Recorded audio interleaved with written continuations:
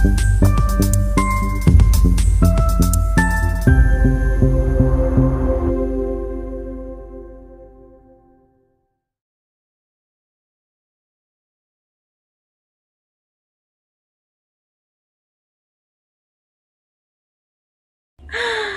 di sana. Halo Kak. Halo, Ya silakan. Kak. Ya, Kak mau nanya dong. boleh Kan boleh. pernah Kakak bilang gini ya, kalau misalkan nih yang anak kecil itu masih cuci. Kalau dia meninggal berarti masuk surga gitu kan ya Kak? Anak kecil itu belum Nah, melakukan dosa. boleh Kak dijelaskan iya, kan Kalau namanya dia anak kecil Kak. Contohnya nih kayak misalkan gimana tuh Kak? apa? Misalkan Misalkan gini Kak. Misalkan gini Kak, anak kecil itu kan belum berbuat dosa nih, baru lahir lah dulu contohnya.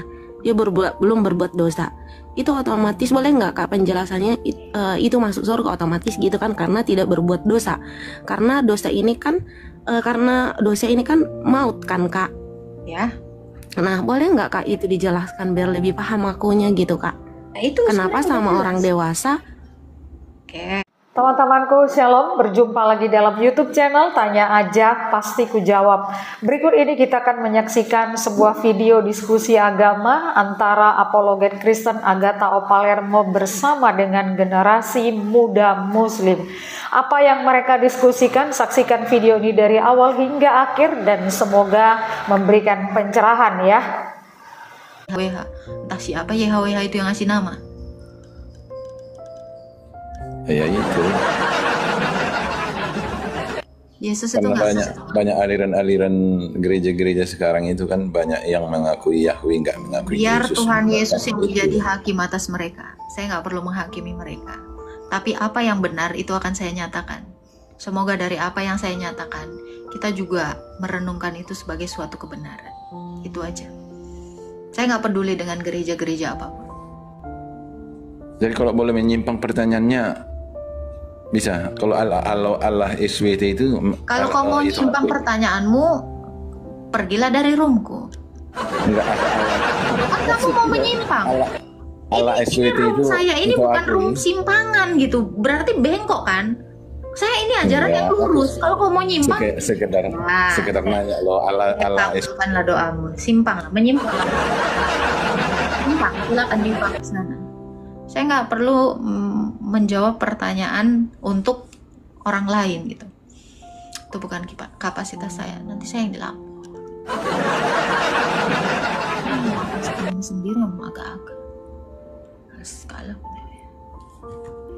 Kalau mau nyimpang silakan nyimpang. Kalau mau lurus di sini ya.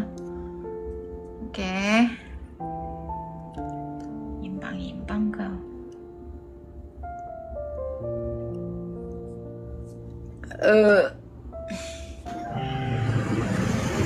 Halo.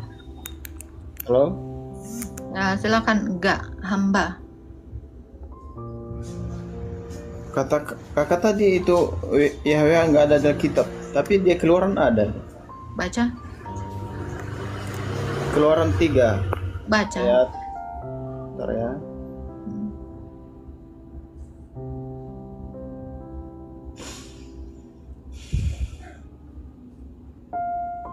Baca.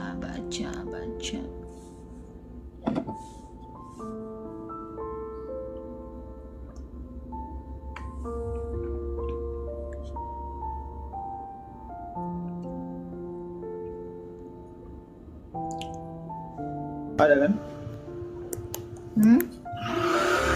Itu yang ditanyakan abang itu tadi.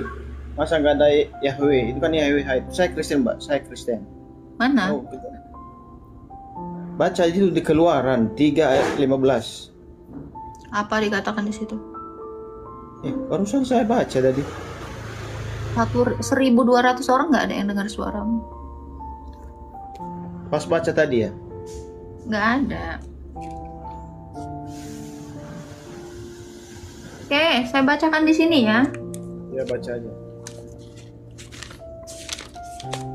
Inilah aliran Yahweisme. Maksud abang yang tadi Yahweh. Mungkin dia udah baca. Keluaran 3 ayat 15. Oke. Selanjutnya berfirmanlah Allah kepada Musa, beginilah kau katakan kepada orang Israel, Tuhan Allah nenek moyangmu, Allah Abraham, Allah Ishak, Allah Yakub telah mengutus aku. Di mana Yahweh-nya? Di mana Yahweh-nya? Ini kutunjukkan nah. Di mana Yahweh-nya, Bang? Nih. Selanjutnya berfirmanlah Allah. Nih. Mana Yahweh-nya? Mana bro?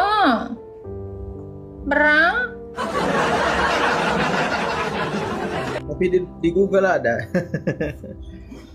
Jadi ini dibuang. Cari Google aja kita. Aku buang. Berarti beda ya di Google, dia kitab aslinya. Jadi ini dibuang. Cari Google aja. Buang. Berarti Google-nya bohong kan?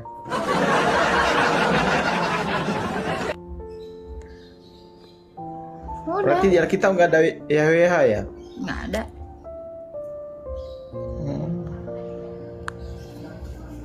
Udahlah, itu aja tadi. Oke. Udah aku buang.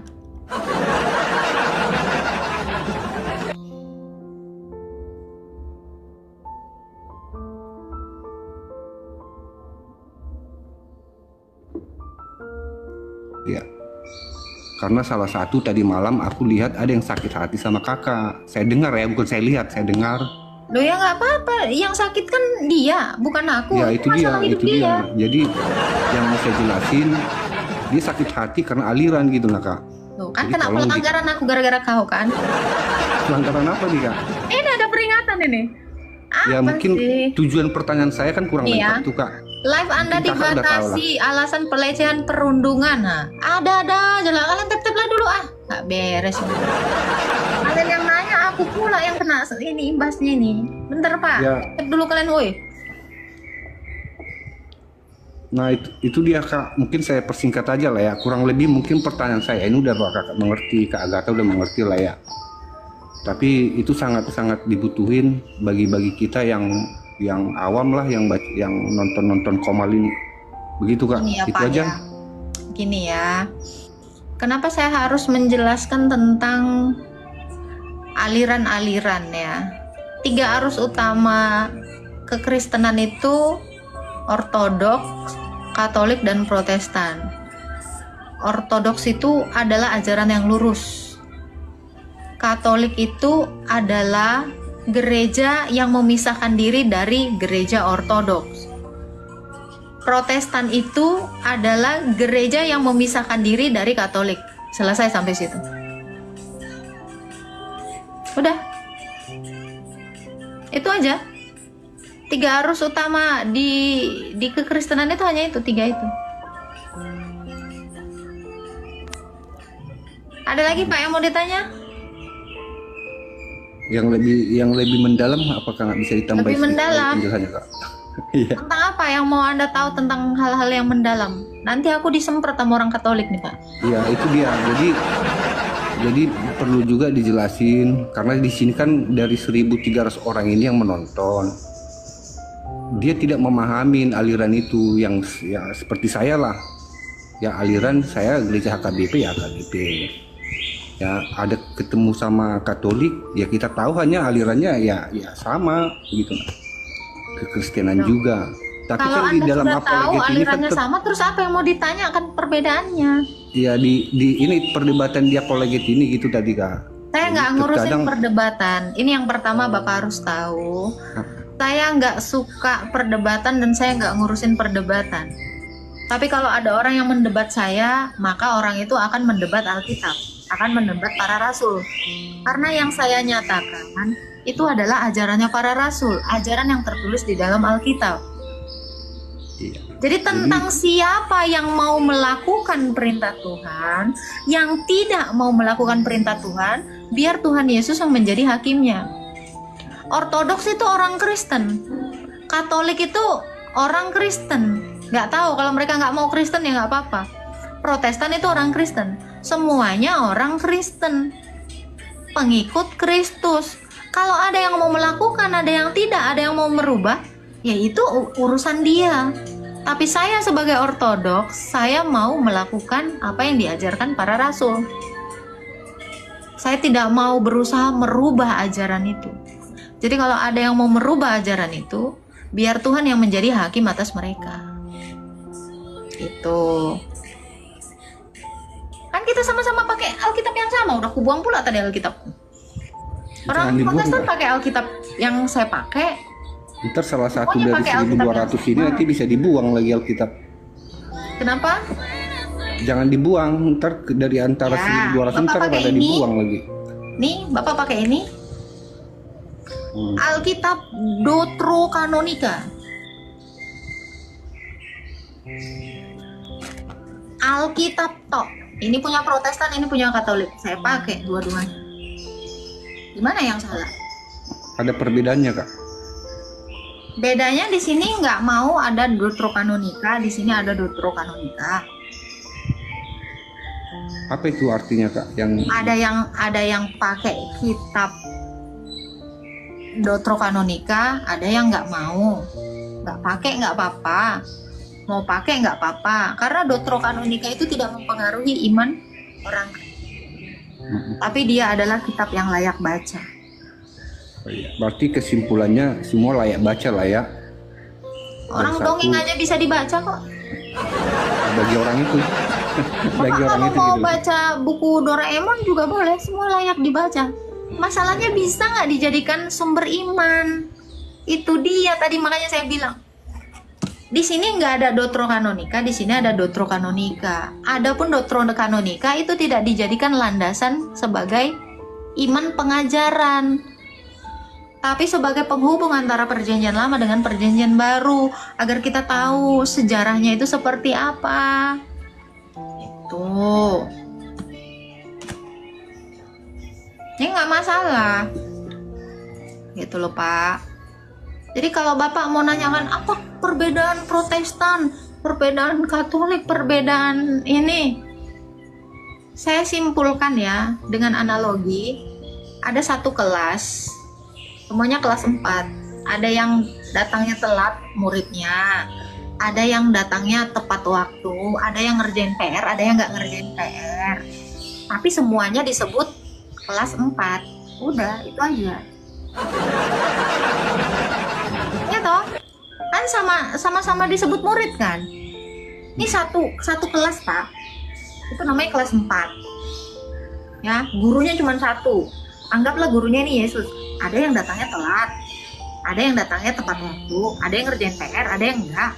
Semuanya tetap disebut kelas 4. Semua tetap disebut orang Kristen. Murid Yesus itu disebut Kristen. Nah, itu. Jadi mau ngerjain, mau enggak masalah.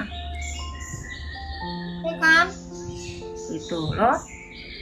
Oke, baik Kak Agatha, makasih atas penjelasannya ya, mudah-mudahan bisa kita cerna lah ya dari antara 1.300 orang ini.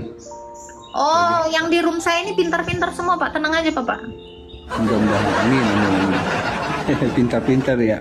Oh, mudah-mudahan. Gini ya. Saya lihat juga komentarnya ada pintar-pintar. Saya ini selalu berinteraksi dengan follower saya di sini ya, Lurah Palestina. Ini udah biasa, ya kan? Si Borpa, si Samudra. Ini saya kenal orang ini, nggak ada yang botol. Pandai-pandai ini semua ini. Tenang aja ya, Pak. Udah cerdas baik, orang ini, si Ririn.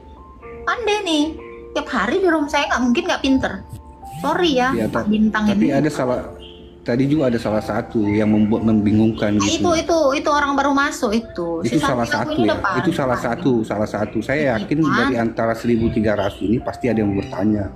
Itu orang baru. Kalau orang lama itu udah pintar semua orang ini. Tenang ya. Si enak kali ini. Ambil kali dia. Udah. Baik, oke. Mudah-mudahan penjelasannya bermanfaat buat saya sama teman-teman yang lain, Kak. Ya, thank you Kak Agatha. Tuhan memberkati. Tuhan memberkati Kak Agatha. Nah, si Toko Anugrah apalagi udah pandai kali dia, tiap hari dia di sini. Nah, Mister ini juga kami orang lama, Pak. Mampus kok. Nah, selesai lah, Pak. Gak ada orang-orang di sini nih, orang-orang pinter nih semua nih. Mana ada orang botol. Tapi pengikutku ya. Kalau nggak pengikutku nggak tahu lah aku ya. Nah kan cair dia. Apalagi si Borpas, seling dikena mental dia, si Bumblebee. Apalagi si Bintang, oh jangan tanya, depan dikali dia. Halo, duit jadul. Ya, shalom, selamat siang, Os. Salam, silakan Pak, mau bertanya apa? Cuman pengen tahu aja ya, Mbak. Kira-kira ada nggak maknanya kenapa umur Tuhan Yesus cuman nyampe 33 tahun Makna apa nih? di dunia ini? Maknanya gini Pak, Allah itu kan Tritunggal. tiga-tiganya, Mbak. Ya, Iya. Allah itu Tritunggal. Di dalam perjanjian Iya. lama, di dalam imamat dikatakan seorang imam itu boleh mengajar ketika umur 30. Jadi selama 3 tahun dia itu mengajar. Iya. 3 itu juga akan menjadi umur kita ketika kita nanti dibangkitkan. Filipi 3 ayat 20-21. Jadi makna 3-3 itu merujuk kepada Allah Tritunggal. Itu yang pertama. Ya, 3-3 itu juga merujuk kepada kita. Iya. Nih. Jadi terlalu kristenisasi ya, bahkan buku di dalam ini nih. Ini Dwi Natur, ini Tritunggal. Terlalu masih. Jadi makna 3-3 itu banyak sekali gitu loh. Ya. Jadi yang pasti itu adalah Oh iya. Iya. Makasih, Mbak. lamanya Yesus mengajar 3 tahun, umurnya Yesus itu sebagai imam mengajar itu selama 30 dengan umur 30 tahun. Nanti kita semua itu akan menjadi 33. Kenapa 3? Karena Allah itu Tritunggal. Tuh. Ada lagi Pak Jadul. Cuman itu aja, Mbak. Makasih, izin turun. Ya, Tuhan berkati, selamat tahun baru ya Pak. Iya. Ya jangan lama-lama lah.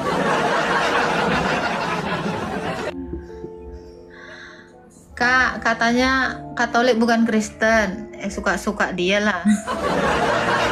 Kan orang, biarin lah. Ada kok teman-teman saya yang Katolik disebut Kristen. Tuh, kok Yohanes Kristen.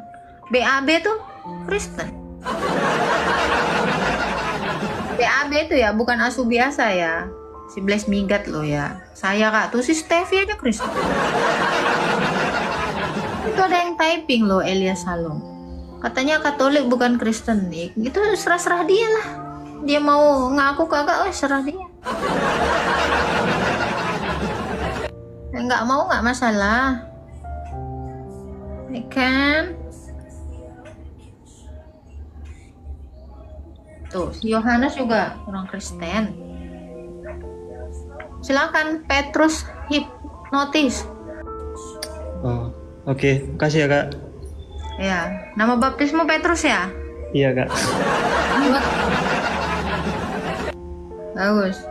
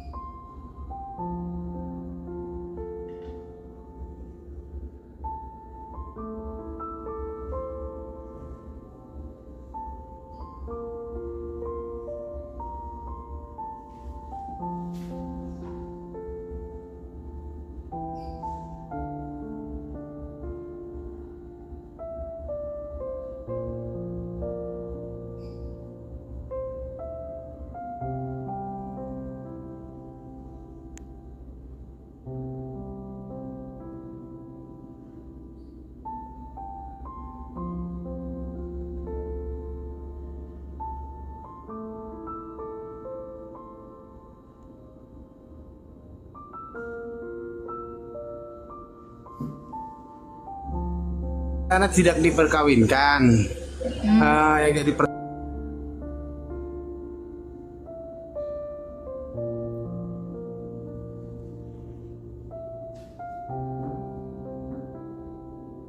kan diubahkan gitu loh. Jadi kalau yang sebelah ada kawin mengawin, kau merasa iri, kau pindahlah. Iya kan? Jadi kalau kau pengen kayak yang sebelah, silakan login ke sana. Ngapain kita iri sama surganya orang? Yesus bilang apa? Hal kerajaan sorga itu bukan tentang kawin mengawin, bukan tentang makanan, tentang minuman. Jadi nggak ada lagi bapak-bapak yang kerja untuk menghidupi nafkah anaknya, karena semuanya penuh dengan sukacita. Itu. Apakah kita saling mengenal nanti di sorga sana? Ya. Sama seperti Lazarus mengenal orang kaya itu dan orang kaya itu mengenal Lazarus dan Bapak Abraham. Kita semua nanti saling mengenal. Gitu. Pak Parendi. Ya. Jadi apa nanti kita nanti udah mati? Berarti dulu suami kita yang di dunia itu jadi suami kita di surga? Nggak ada. Makanya orang yang kalau udah ditinggal mati sama suaminya boleh nikah lagi. Di dunia ini ya. Berarti apakah suaminya yang mati masih dihitung? Enggak. Gitu ya. Ada lagi Pak? Silakan. Di Alkitab juga dikatakan ya, tidak ada lagi hamba, tidak ada lagi budak, tidak ada lagi orang orang merdeka, semua jadi orang merdeka. Tidak ada Yunani, tidak ada Yahudi, semua sama di hadapan Allah. Gitu. Jadi identitas kita, kewargaan kita itu kewargaan sorga, bukan kewargaan dunia. Jadi kalau kamu menanyakan tentang pasangan, maka kamu menanyakan tentang kewargaan dunia, bukan kewargaan sorga. Gitu Pak. Satu lagi. Boleh. Tadi kan kakak ngomong yang dicatat di surga itu nama baptis, betul? Nah, kebetulan saya Katolik. Dulu tuh waktu kecil masih ada sih surat-surat ini, nah baptisan. Tapi saya nggak ada gitu loh. Saya nggak ada dikasih nama baptis. Berarti nggak masuk surga begitu? Loh, orang Katolik nggak mungkin nggak ada nama baptis. Saya kebetulan di Tasik, Kak. Jadi nggak ada di surat permandian juga nggak ada. Oh, Anda nggak Katolik berarti? Saya Katolik. Yang ngasih nama itu biasanya Romo loh. Orang Katolik tuh begitu lahir anaknya itu Romo yang ngasih nama baptisnya. Itu ada nggak di surat permandian? Saya nggak ada. Permandian? Emang aku lagi ini? Iya, maksudnya surat baptisan nggak ada loh Kak, gitu loh. Ada, semuanya ada nama baptis, apalagi orang Katolik itu namanya itu nama-nama baptis semua itu. Ya kan saya suratnya ada, itu mutlak nama saya sendiri gitu loh. Siapalah namamu? Ada. Coba siapalah namamu? Ricardo Siringo-ringo itu mah nama dari orang tua kan? Loh, biasanya ngasih nama itu Bapak Baptis. Nggak ada loh Kak. Berarti nggak Katolik kau. Bukan Katolik. Ada suratnya. Berarti kau bukan Katolik. Semua Katolik itu ada surat baptisnya, ada nama baptisnya, semua pakai nama baptis. Jadi saya nggak Katolik gitu, menurut kakak katanya nggak Katolik gitu. Kau kata-katanya aja. Berarti saya harus konfirmasi lagi nih ke kampung ini. Iya, itu nama orang Katolik itu semua ada nama baptisnya. Itu wajib tuh Kak, nggak terkecuali walaupun di pelosok dulu ya gitu ya. Ya ketika dibaptis kan disebutkan nama kita. Itu dicatat itu tertulis nggak di surat? Iyalah, surat baptismu adalah. Oh, oke Kak, terima kasih infonya, itu aja sih yang mau saya tanyain. Nah, Tuhan berkati. Ini lagi ya, ada yang bilang ya, waktu kecil baptis nggak sah, gigi kau. Ada pula waktu kecil baptis nggak sah.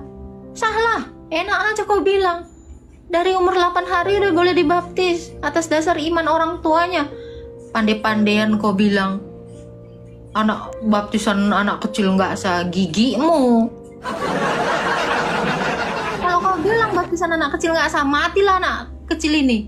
Terus nggak masuk dalam kerajaan sorga dia, menurut kau? Gigi kau.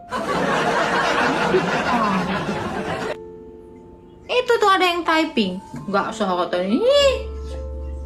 Agak-agak lain kau. Baptisan anak kecil dia salah. Dari umur 8 hari udah boleh dibaptis. Karena baptisan itu adalah penggenapan dari sunat. Sunat itu 8 hari.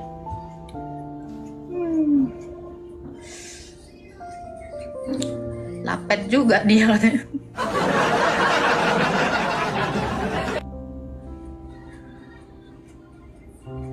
Nah, si Ririn ini nih pandai kali deh. Yang nggak sah itu belum dibaptis tapi udah berapologet. Apalah maksud kau ini, Ririn? Jadi ngeri aku. Cemana ini? Rin, saya cari masalah kok, nanti aku juga yang kena. Belum dibaptis sudah berapologet.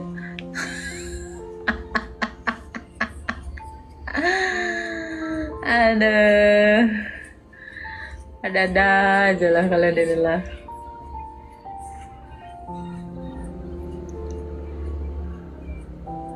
Salah kalimatku di mana coba? Nggak salah itu. Tapi terlalu menohok. Halo di sana. Halo Kak. Halo, silakan. Ya Kak. Ya. Kak mau nanya dong. Boleh. Pernah Kakak bilang gini ya, kalau misalkan nih yang anak kecil itu masih cuci, kalau dia meninggal berarti masuk surga gitu kan ya Kak? Anak kecil itu belum melakukan dosa. Boleh Kak dijelaskan? Iya, kan kalau namanya dia- anak kecil Kak. Contohnya nih kayak misalkan gimana tuh Kak? Apa misalkan? Misalkan gini Kak.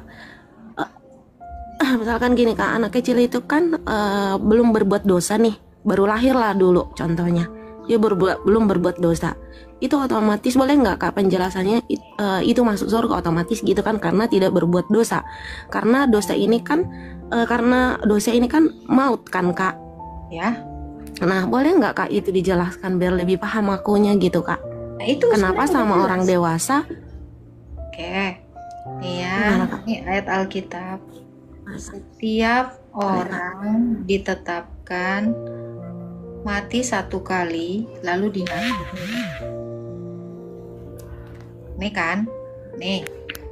Ada ayatnya di Ibrani 9 ayat 7. Jadi semua orang itu ya, dan sama seperti manusia ditetapkan untuk mati hanya satu kali, sesudah itu dihakimi. Kalau anak kecil ini mati, terus penghakiman apa yang diberikan kepada dia yang belum berbuat dosa?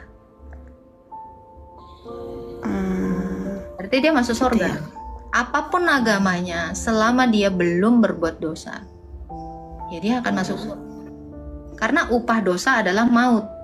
Anak yang mati itu akan tetap hidup, nanti akan dibangkitkan. Karena dia tidak berbuat dosa. Dia tidak menerima upah maut itu. Nah itu. Gitu ya Kak. Iya. Baru paham Anak sih. kecil usia berapa? Anak kecil yang belum berbuat dosa lah. Coba kayak misal 1 tahun, dosa apa lah yang bisa dia buat? Bicara pun dia kayaknya belum jelas gitu, kan? Terus dia meninggal gitu. Kemana dia? Ya masuk surga lah. Karena dia tidak dihakimi. Penghakiman apalah yang dilakukan Tuhan Yesus kepada anak yang belum mengenal dosa? Nggak ada toh, auto surga lah. Gitu. Oke Kak, thank you. Kak, satu lagi yang mau saya tanya. Saya punya teman gitu kan ya.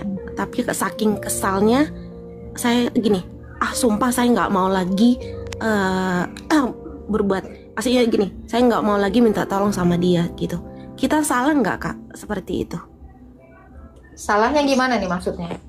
Jadi gini, kita bersumpah pada diri kita sendiri gini, saya nggak mau lagi, sumpah aku nggak mau lagi minta tolong sama dia gitu. Berjanji sama diri kita sendiri supaya kita tidak mau ngasih tahu sama dia, artinya gini, minta tolong sama dia atau memberitahukan kalau kita tidak baik-baik atau apa gitu. Itu salah nggak Kak? Kan Tuhan Yesus tidak pernah menyuruh kita bersumpah, betul nggak? Oh gitu ya. Berarti saya tarik dong omongan aku gitu ya Kak. Ya sebenarnya nggak kamu tarik ya, tapi ya kamu tidak boleh melakukannya gitu. Terus apa dong yang saya harus lakukan? Yang harus kamu lakukan adalah minta ampun kepada Tuhan karena saya pernah bersumpah gitu, dan sumpah saya itu tidak benar gitu. Gitu. Sekalipun kamu berjanji dalam dirimu, kan kamu bilang janji nggak akan minta tolong dia ya. Walaupun demikian ya tidak apa-apa kalau kamu tidak minta tolong kepadanya. Tetapi apakah manfaat dari kamu bersumpah tidak akan minta tolong gitu? Minta tolong ataupun tidak kan nggak ngefek sama dia. Tetapi itu yang menjadi bebanmu. Kenapa? Karena ketika kamu berusaha untuk menghadapi suatu masalah dan sebenarnya kamu butuh bantuan, kamu yang kesusahan akibat sumpahmu sendiri. Jadi sumpah itu sebenarnya membuat kamu menderita. Nggak ngefek sama orang lain, tetapi untuk dirimu sendiri. Jadi gimana Kak caranya? Ya kamu minta ampun sama Tuhan. Minta maaf kepada Tuhan, saya telah salah dengan saya bersumpah, sementara Tuhan tidak mengajarkan kita untuk bersumpah. Gitu. Tapi Tuhan memaafkan saya kan Kak? Iya dong, apa yang tidak bisa dimaafkan Tuhan? Tuhan itu hanya tidak bisa memaafkan kalau orang itu murtad. Penghujatan Roh Kudus itu yang tidak bisa diampuni. Sumpahmu itu tetap bisa diampuni asal kamu itu bertobat. Oke Kak, terima kasih Kak atas pencerahannya. Terima kasih Kak. Ya, nah itu benar yang Kak Ipin di bawah. Sumpah itu mengikat dirimu sendiri, yang ngerugiin dirimu sendiri, nggak ngefek sama orang lain. Oh iya betul sih Kak. Oke. Terima kasih Kak. Tuhan memberkati ya Kak. Amin. Oke. Kalau kecil dipaksa 6 tahun berdosa aku nggak tahu ya kalau tentang bocil 6 tahun ya. Soalnya bocil sekarang 6 tahun juga udah banyak yang bohong.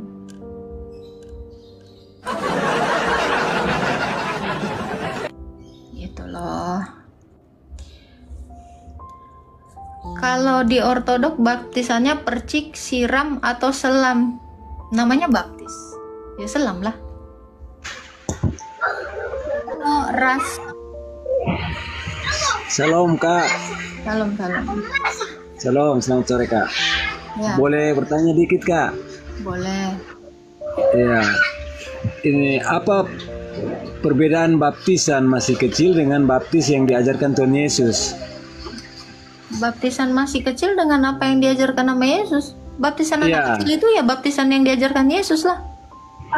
Kan yang diajarkan Yesus baptis selam kan Kak? Kalau baptisan masih kecil kan masih percikan. Benar. Arti baptis itu sendiri selam Bang. Iya, kan ada baptisan percik. Mana ada? Baptisan selam. Siapa yang bilang? Kan ada selaman percik. Coba gimana itu bahasanya itu? Kalau selaman percik. Gini Bang, gini. Terjemahin ya, baptis itu artinya selam. Kan ada Kak selaman percik. Kemana diselam di percik? Ya kan ada yang gini Kak, ada yang baptis percik, ada yang baptis selam. Ada baptis percik, namanya baptis artinya selam. Oh ya, oke Kak. Maksudnya kan ada yang bertanya gitu. Ada baptis percik masih kecil kan? Berarti gini Bang, Kak waktu kecil aku dipercik Kak, aku nggak diselam gitu. Gini Kak, kan karena percik itu bukan artinya selam. Karena gini Kak, ada perbedaan di antara orang karismatik dengan orang Protestan. Kalau orang Protestan kita bilang baptis, kalau di karismatik kita bilang baptis selam. Kalau di Protestan mereka sering bilang baptisnya percik. Ya karena dan mereka tidak mau selam. Ya, mereka nggak mau dibaptis selam karena mereka bilang Bang. Terjemahkan dulu deh arti baptis. Baptis itu artinya selam. Jadi perintah Yesus itu selamkanlah mereka dalam nama Bapa, Anak, dan Roh Kudus. Yesus itu ngajarin diselamkan, bukan dipercik. Oh iya Kak. Perciklah mereka dalam nama Bapa, Anak, dan Roh Kudus. Mana ada? Itu bukan ajaran Yesus. Berarti kalau percik itu bukan baptis ya? Percik itu rantis, bukan baptis. Oke Kak, siap-siap. Oke, makasih banyak Kak. Sama-sama. Sama-sama. Salam Kak. Salam, salam. Jadi diterjemahin aja. Berarti harus diselam 3 kali ya? Iya dong. Selamkanlah mereka dalam nama Bapa, Anak, dan Roh Kudus. Di dalam kitab Didache juga. Ya, di dalam hukum kanon. Kalau ada yang hanya mencelupkan 1 kali, digulingkan orang itu. Kenapa? Karena dia membaptis hanya dalam kematian Yesus, nggak bangkit-bangkit.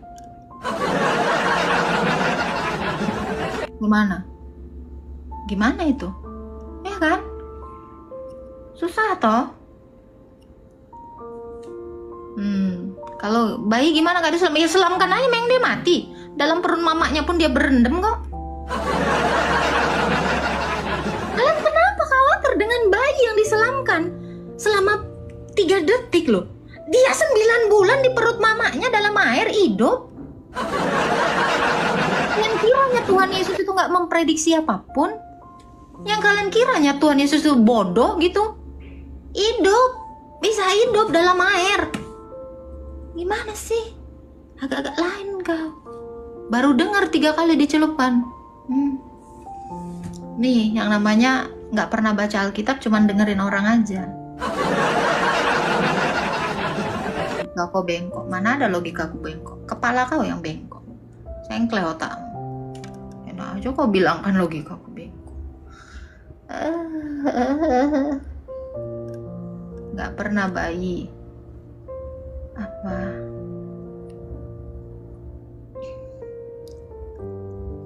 Menyelam sambil minum susu.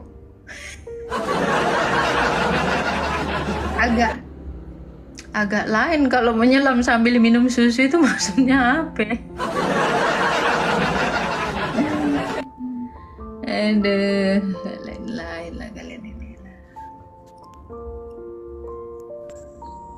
Halo Saat. Salam Kak. Salam. Ini mau lanjut nanya yang barusan turun tadi soal baptis percik sama baptis selam itu. Gimana selam percik? Bukan selam. Terjemahin dulu, baptis itu diterjemahin Kak? Kan terjemahan baptis itu kan selam. Kak, gimana Kak perbedaan selam dengan selam percik? Aku kan bingung loh. Nih aku orangnya tuh mikir kata. Enggak gini. Kan kita kalau di Gemit itu kan baptis itu percik. Enggak ada baptis selam. Itu artinya selam loh Bang. Terus kalau yang dipercik itu bukan baptis. Rantis. Itu bahasa Yunaninya percik itu rantis. Itu ada di dalam Alkitab. Tapi percik juga kan pakai Tritunggal. Loh, Alkitab saya juga pakai Tritunggal apa Alkitab saya dibaptis? Terus kalau di percik itu bukan baptis. Hah? Yang dipercik itu bukan baptis. Rantis. Jadi itu bukan baptis. Bukan rantis. Jadi salah begitu. Ya memang bukan itu yang diajarkan Yesus. Begitu. Iya, Yesus nggak ada ngajarkan rantislah mereka, baptislah mereka kata Yesus. Bukan tapi disuruh kan rantis. Dipercik juga dengan Tritunggal juga. Ini juga pakai Tritunggal. Saya juga kalau sembahyang pakai Tritunggal. Enggak, saya enggak permasalahkan yang di kakak. Ini saya tanya soal yang yang di Gemit ini kan. Kan dipercik juga pakai Tritunggal. Apakah itu Tritunggal enggak berfungsi buat itu percik itu? Saya waktu eksorsim ya, perminyakan itu juga dipercikin dengan air suci itu 3 kali. Itu lagi mengusir setan. Kalau di Gemit itu kan Tritunggal itu ada dalam setiap aspek Bang. Di baptis itu kan percik pakai air. Di baptis itu bukan dipercik, di selam itu dipercik pakai air. Gimana itu caranya Bang? Tapi kan istilahnya di sana kan dibilang dibaptis. Itu bukan baptisan. Yesus nggak bilang rantis itu baptisan. Berarti yang Tritunggal itu salah juga. Tritunggal nggak pernah disalahkan. Yang kau tanyakan kan baptisannya, bukan Tritunggalnya. Kan dipercik juga pakai nempel-nempelkan Tritunggal dalam segala hal. Terus kau salahkan Tritunggalnya, kan gila kau. Udah saya bilang, saya aja sembahyang pakai Tritunggal. Bukan Apakah masalah sembahyang itunya. adalah baptis? Kalau itu nggak dibenarkan berarti percuma dong pakai Tritunggal. Kok percuma? Apa hubungannya? Gak ada hubungannya, Bang. Cara Jadi membaptismu yang menurut kakak salah, itu salah. terus kok salah kan Tritunggalnya kan kok nggak nyambung. Ibarat Jadi kata, menurut Bang, kakak itu salah. abang makan, terus abang sakit perut, yang abang salah kan piringnya, kan goblok.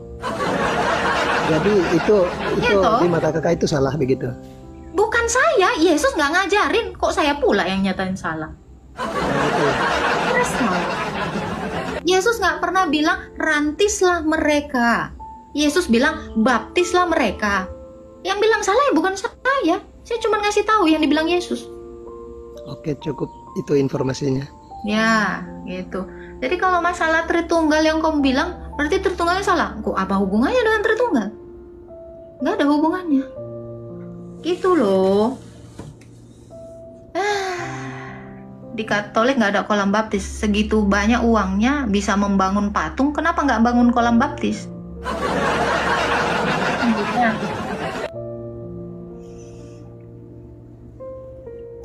Gitu ya. Janganlah kau ganti-ganti ajaran Tuhan Yesus.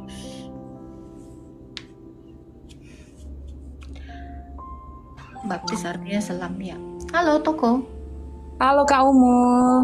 Halo. Ini temennya Toko Anugrah. Kita lagi nonton bareng karena mau belajar dari Kak Umu. Wih, nobar nggak tuh? Silakan, Ini apa yang mau ditanya? Mau nanya ini Kak Umu. Ini masih nyambung dengan 2 pertanyaan sebelumnya tentang baptis. Nah, jadi kan kata Kak Umul tadi secara harfiah baptis itu artinya selam. Ya. Tapi faktanya kalau di Protestan itu beda aliran, beda cara. Ya, ketika menyerahkan ke Tuhan itu tetap dalam nama Tritunggal, Bapa, Putra, dan Roh Kudus. Misalnya ini ada yang aliran Lutheran, dia ketika bayi, air kepalanya ditaruh air, terus dalam nama Bapa, Putra, dan Roh Kudus engkau dibaptis, gitu ya. Kalau yang selama ini saya pelajari. Itu juga nggak ajarannya Rasul itu. Dalam nama Bapa dan Roh Kudus kamu dibaptis. Itu juga entah dari mana ayatnya itu. Tapi tidak diselamkan. Iya, kata-katanya itu ada di dalam kitab Didaki. Seperti apa teknisnya Rasul itu membaptis itu ada di dalam kitab Didaki. Jadi kalau ada yang mengajarkan di luar dari ajaran Rasul, ya saya nggak tahu itu dia dapat dari mana teknik seperti itu. Oke. Saya mau nanya nih Kak, mau tahu pandangan Kak Umul nih. Apakah memang karena harfiah baptis itu selam, itu kudu harus diselam, atau selam yang dimaksud di situ tidak melulu tentang physically kita ditenggelam, diselamkan di air, tapi ketika kita terima Yesus itu secara mungkin tidak harfiah ya kita diselamkan, tapi kita sudah dibaptis gitu. Misalkan ada kan ya di Perjanjian Baru ketika Yesus disalib itu ada di sebelahnya, saya nggak tahu kanan atau kiri, orang jahat. Tapi nah orang jahat ini kan bilang tuh sama Yesus, Tuhan kalau engkau sudah di Firdaus kalau nggak salah, tolong ingat aku. Maaf ya kalau salah, saya nggak buka ayatnya. Terus saat itu Yesus bilang, saat ini juga engkau bersama dengan aku dan Bapa. Oke. Sekarang saya tanya, Kak Anugrah lagi disalib? Enggak. Ya kalau nggak disalib ya baptis. Ini gimana? Masalahnya orang yang di sebelah kanan Yesus, tunggu dulu tentara Romawi, saya mau dibaptis dulu. Nah, mati kau. Sabar, saya jelasin. Sabar, saya jelasin. Itu sifatnya kasuistik. Sekarang saya tanya, miliaran orang di dunia ini semuanya dalam kondisi disalib nggak? Betul. Itu. Iya. Kalau nggak disalib, ya kau selupkan. Kok malas sekali kau. Gitu. Jadi gini. Enggak. Artinya saya jelasin gini. Saya jelasin gini. Jadi kalau dalam sifatnya kasuistik ada orang yang sekarat di dalam ICU, dia ingin bertobat, ya kita celup matilah dia. Itu juga bisa, mungkin dia memanggil Romo, terus dipercikan atau diguyur aja kepalanya, itu boleh karena kondisinya urgent. Mau udah di sini nyawanya, sama seperti yang di sebelah kanan Yesus. Itu juga nggak bisa. Woi Pontius, skip dulu, gue mau dibaptis. Ditabokin lu 2,5 hari, nggak nyampe, langsung mati. Ini. Jadi apakah kondisi kita lagi di tiang salib nih? Kan tidak. Itu pengecualian hanya dalam kondisi tertentu. Demikian juga orang yang di ICU, demikian orang yang di padang gurun sana yang nggak punya air, yang untuk nenggak aja dia nggak ada. Boleh. Pakai pasir pun nggak boleh kayaknya. Itu dia. Jikalau, makanya di dalam kitab Didache dikatakan, jikalau ada air mengalir, bahkan kita ini disuruh perintahnya itu di air yang mengalir. Kalau tidak ada boleh di dalam kolam. Kalau tidak ada air hangat boleh, air dingin nggak ada, air hangat boleh. Kalau kau udah mau mati sekarat boleh dipercik. Itu jadi yang utama, tetap yang utama, yang sifatnya kasuistik atau yang namanya apa ya? Pengecualian itu boleh. Sekarang kita kondisinya lagi sekarat, lagi disalib semua emangnya. Ya toh? Betul. Nah itu makanya dibaca dong. Kalian searching ya, kitab Didache itu seperti apa. Jadi itu gitu. Jadi kalau kita pun dalam kondisi sehat, air banyak, malas-malasan kau, apa bedanya dengan Yesus ketika mengatakan gini, Bapak jangan laku disalib Bapak, aku lagi malas, ini lagi mager, udahlah langsung mati aja. Yesus nggak komplain loh. Yesus nggak pernah komplain. Waktu dia mau dilemparin orang, Bapak tunggu Bapak, aku lagi mager nih, aku lagi mules nih perutku. Bagian nanti aku dilemparin, di skip aja ya. Yesus nggak pernah. Semua dia genapi, semua dia lakukan, dia taati semua hukum Taurat itu. Demikian kita, nggak boleh di skip. Jadi ibaratnya gini ya kak ya, kita tahu makanan 4 sehat 5 sempurna, ya. Terus jajan ini boleh. Apakah kita jadikan jajan ini sebagai makanan utama kita? Nggak toh. Tetap yang utama, itulah yang paling penting. Demikian baptisan itu, definisinya adalah selamkan. Jadi kalau tidak ada air bagimu atau kondisimu tidak sehat, nggak boleh kau hanya diguyur aja, diseka aja, dipercik aja, boleh.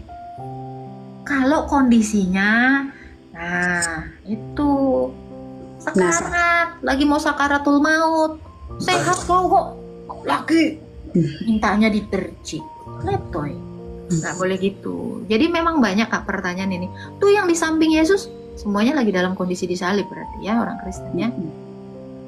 Jadi kak kalau kondisinya nih, kan ada banyak nih orang yang Lutheran ya, HKB, gereja-gereja tradisional itu kan anak dibaptis itu ketika bayi. Nah boleh, itu bisa dibilang dari umur 8 hari. Nah, dari umur 8 hari udah boleh dibaptis. Tapi caranya itu dipercik. Kak. Harus diselam. Kalau anaknya misalnya epilepsi ya boleh. Anaknya lagi nggak sehat kan nggak usah dibaptis. Kan dalam kondisi yang sehat. Boleh. Ini atas dasar iman orang tuanya dia boleh dibaptis dan itu sah.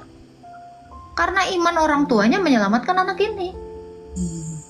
Gitu loh. Ya, kalau misalnya nunggu dewasa terus meninggal lah dia waktu umur 2 tahun. Nah, salah orang tuanya kan nggak dibaptis. Karena dalam Alkitab juga iman orang tuanya, iman teman-temannya itu bisa menyelamatkan dia gitu. Karena kondisi ketidaktahuan, ketidakmampuan otak mereka. Jadi keselamatan itu sifatnya nggak pribadi lepas pribadi. Keselamatan itu sifatnya universal. Gitu. Kayak orang keterbelakangan mental. Ada kan anak yang dilahirkan yang dia agak kurang gitu kan. Ya keterbelakangan mental gitu kan. Terus gimana caranya? Dia nggak ngerti apapun. Iman ibunya menyelamatkan dia sehingga dia dibaptis dan dia diselamatkan. Terus gimana dengan orang gila? Itu semuanya juga diselamatkan karena iman keluarganya. Sama seperti di dalam Alkitab. Karena iman teman-temannya orang lumpuh itu selamat. Pernah baca ini? di Alkitab. Ini iman temannya loh, bukan orang lumpuh itu loh. Orang lumpuh itu nggak beriman di situ. Tapi karena teman-temannya beriman, menginginkan dia selamat, orang lumpuh itu selamat. Itu jadi untuk orang-orang yang mengatakan Yesus itu adalah penyelamat pribadiku, siapa kau? Tuhan itu jadi ini servis pribadimu, hey, kok gitu konteksnya, kan seperti itu. Oke, Kak Umul. Jadi masih ya, berarti dari POV-nya Kak Umul itu baptis itu kudu selam di air. Baptis itu artinya itu bukan dari saya, itu Alkitab yang bilang, itu Rasul yang ngajar, itu Yesus sendiri yang ngomong. Oke, siap. Berarti kalau nih misalnya nih ada anak, karena bisa termasuk kasuistik gak pengecualian karena dia lahir dalam keluarga yang percaya ketika bayi dipercik itu sudah dikategorikan baptis, walaupun caranya bukan selam tapi dipercik, dan dia merasa ya aku sudah dibaptis walaupun tadi caranya bukan selam, tapi di dalam hatinya, di dalam imannya dia tahu dia sudah percaya, dia sudah dibaptis dalam nama Bapa, Putra dan Roh Kudus. Orang tuanya yang goblok. Orang tuanya yang tolol. Orang tuanya udah dewasa, udah bisa ngewe, bisa bikin anak, kok dia nggak ngerti firman Tuhan. Goblok. Ya toh, ya orang tuanya lah. Karena iman orang tuanya lah, orang tuanya imannya cuma segini, terus dia ngebaptis. Dia yang menjerumuskan anaknya juga. Salahin orang tuanya. Ya toh. Loh, kita nggak bisa nyalakan anaknya loh. Orang tuanya ini udah dewasa, udah bisa ngewe. Kok dia nggak ngerti firman Tuhan? Ngapain aja kok hidup kau? Ngewe kok 24 jam? Firman Tuhan kok nggak ngerti? Oke Kak, oke siap. Tuhan Yesus ngomong apa nanti? Kok bikin jadi nih Kak, paham apa-apa? Jadi kalau menurut Kak Umul nih, kayak yang tadi saya bilang, oke, salah orang tuanya, dia tidak diselamkan, tapi dia di dalam hati dan imannya dia percaya gitu. Berarti kamu dia dalam imannya udah percaya. Iman tanpa perbuatan hakikatnya mati. Kamu udah percaya, terus kamu udah tahu yang benar, terus kau ngangengong makan biskuit Roma, perbuatan untuk menunjukkan kita percaya itu kan nggak melulu dengan cara diselamkan di air gitu loh Kak. Mana ada dibilang nggak melulu, soalnya air itu memberi kehidupan. Atau tidak tahukah kamu, air baptisan itu adalah tempat penguburan kita dan rahim ibu kita. Itu kata Tuhan Yesus di dalam Yohanes 3. Itu Nikodemus saja ditentang sama Tuhan Yesus itu. Goblok kali kau. Hal-hal yang bersifat manusiawi aja kamu tidak mengerti, apalagi tentang kerajaan sorga. Itu si Nikodemus itu, ahli Farisi itu, ketua Farisi itu, debat sama Tuhan Yesus. Dia nanya kan, guru, gimana caranya aku masuk kerajaan sorga? Kau harus lahir kembali. Gimana caranya aku masuk rahim ibuku lagi? Terus kata Yesus, kau hal-hal yang duniawi aja kau nggak ngerti, apalagi hal-hal yang surgawi. Maksud Yesus baptis. Dari situ dia ngerti, bertobat, terima Yesus. Nikodemus. Nah, kenapa pengajaran ini nggak pernah ada? Ajarin dong, biar semua orang itu mengenal firman Tuhan yang benar. Karena kalau kita tidak mengenal Tuhan Yesus, tidak mengenal ajaran Tuhan Yesus, kita tidak mungkin mengenal Allah Bapa. Kalau kita tidak mengenal Allah Bapa, kita nggak mungkin hidup kekal. Yohanes 17 ayat 3. Inilah hidup yang kekal itu, yaitu mereka. Siapa? Orang-orang yang mengenal Allah dan mengenal Yesus yang telah engkau utus. Jadi kalau kita mau hidup kekal, kita udah tahu, Kak, aku beriman, pokoknya aku percaya kemarin dibaptis. Kata Yesus, iman tanpa perbuatan hakikatnya mati. Kau percaya tapi kau tidak melakukan. Kau sudah tahu yang benar, tetapi kamu seperti orang munafik. Hanya nengok-nengok muka kau di kaca, begitu balik kau lupa mukamu. Tuhan Yesus bilang apa? Jadi pelaku firman, bukan pendengar firman. Ya toh? Begitu kita dengarkan, kita renungkan, kita lakukan. Itu perintah Yesus. Ajarlah mereka melakukan. Bukan ajarlah mereka beriman aja. Nggak ada. Nggak ada. Tuhan Yesus nggak ngajarin itu. Udah, yang penting Yesus, gigimu. Orang yang berseru kepada Tuhan Yesus, Tuhan, Tuhan aku bermujizat. Yesus bilang apa? Aku nggak kenal karo kui. Kon nggak ngelakuin apa yang tak perintah ke, katanya. Betul. Oke. Berarti cara itu juga sangat penting ya, sesuai dengan apa yang Yesus ajarkan ya. Gitu ya, masuk Kak Umul ya. Kita harus masuk kepada penyembahan yang benar. Termasuk baptisan itu. Oke Kak. 3 kali. 3 kali diselamkan. Oke. Iya, Thank you. Selamkanlah mereka dalam nama Bapa, sekali celup, Anak, celup lagi, dan Roh Kudus, celup lagi. Karena dengan kita 3 kali dibaptis, kita menyatu di dalam penderitaannya, kematiannya, dan kebangkitannya. Kalau kita hanya dicelupkan sekali, kita hanya menyatu di dalam kematiannya aja. Gak dibangkitin mau lo. Ya kan karena kamu menyatunya cuma dalam kematiannya. Udah, gak dibaptis. Itu di dalam hukum kanon, kalau ada yang menyelamkan atau membaptiskan sekali saja, gulingkan orang itu. Kenapa? Karena dia hanya menyelamkan dalam kematian Yesus. Gak bisa dilanggar. Mau? Ya nggak apa-apa kalau mau.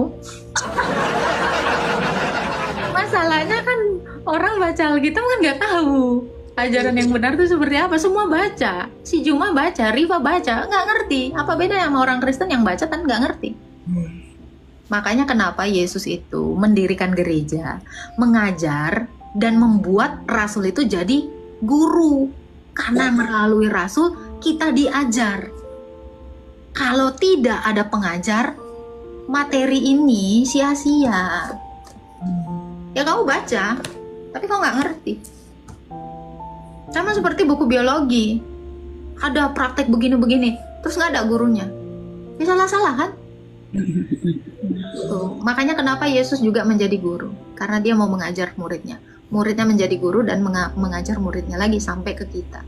Kan perintah Yesus, coba Kak baca Matius 28 ayat 19. Jadikanlah semua bangsa murid tuh. Murid, berarti kita harus dimuridkan supaya kita mengerti.